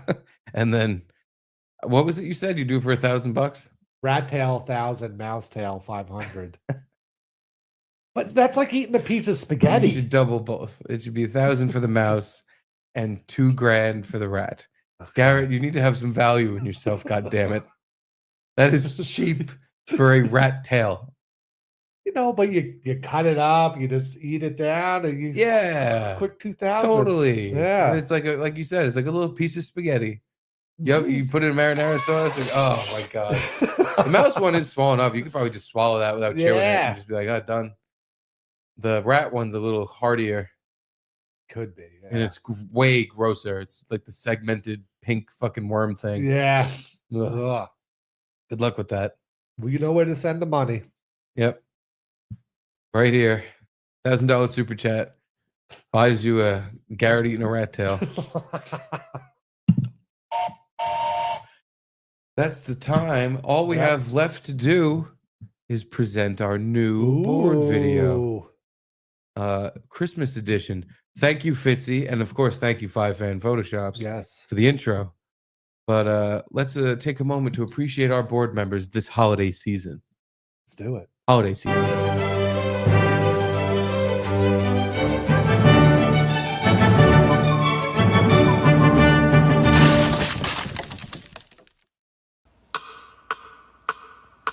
Caitlin Khan, Mama Reno, Edie Conti, Nick Giordano, Charlie Chicago, Deadpool, Jeremy Stock, Marshall Beaupery, The Moose Pete and Fitzy, Dominic Bratelli, Josh Wers, Micah Liggio, Mitchell, Chris Berg, Jimmy Zeke, and Gecko Dundee, Daniel Mundy, Gabe Mitches, Connor, Beck, and Jeff, Doc Jones, Michael Malice, Curtis, John, William Yoder, Brian Kate, God, Jeffrey the Draft, Stan Turner, 9X Sport, Matt Bugatti. There's a break. Asia S. Thompson, Old Youngie, Bob, Van and Patrice, Doggy, 7626.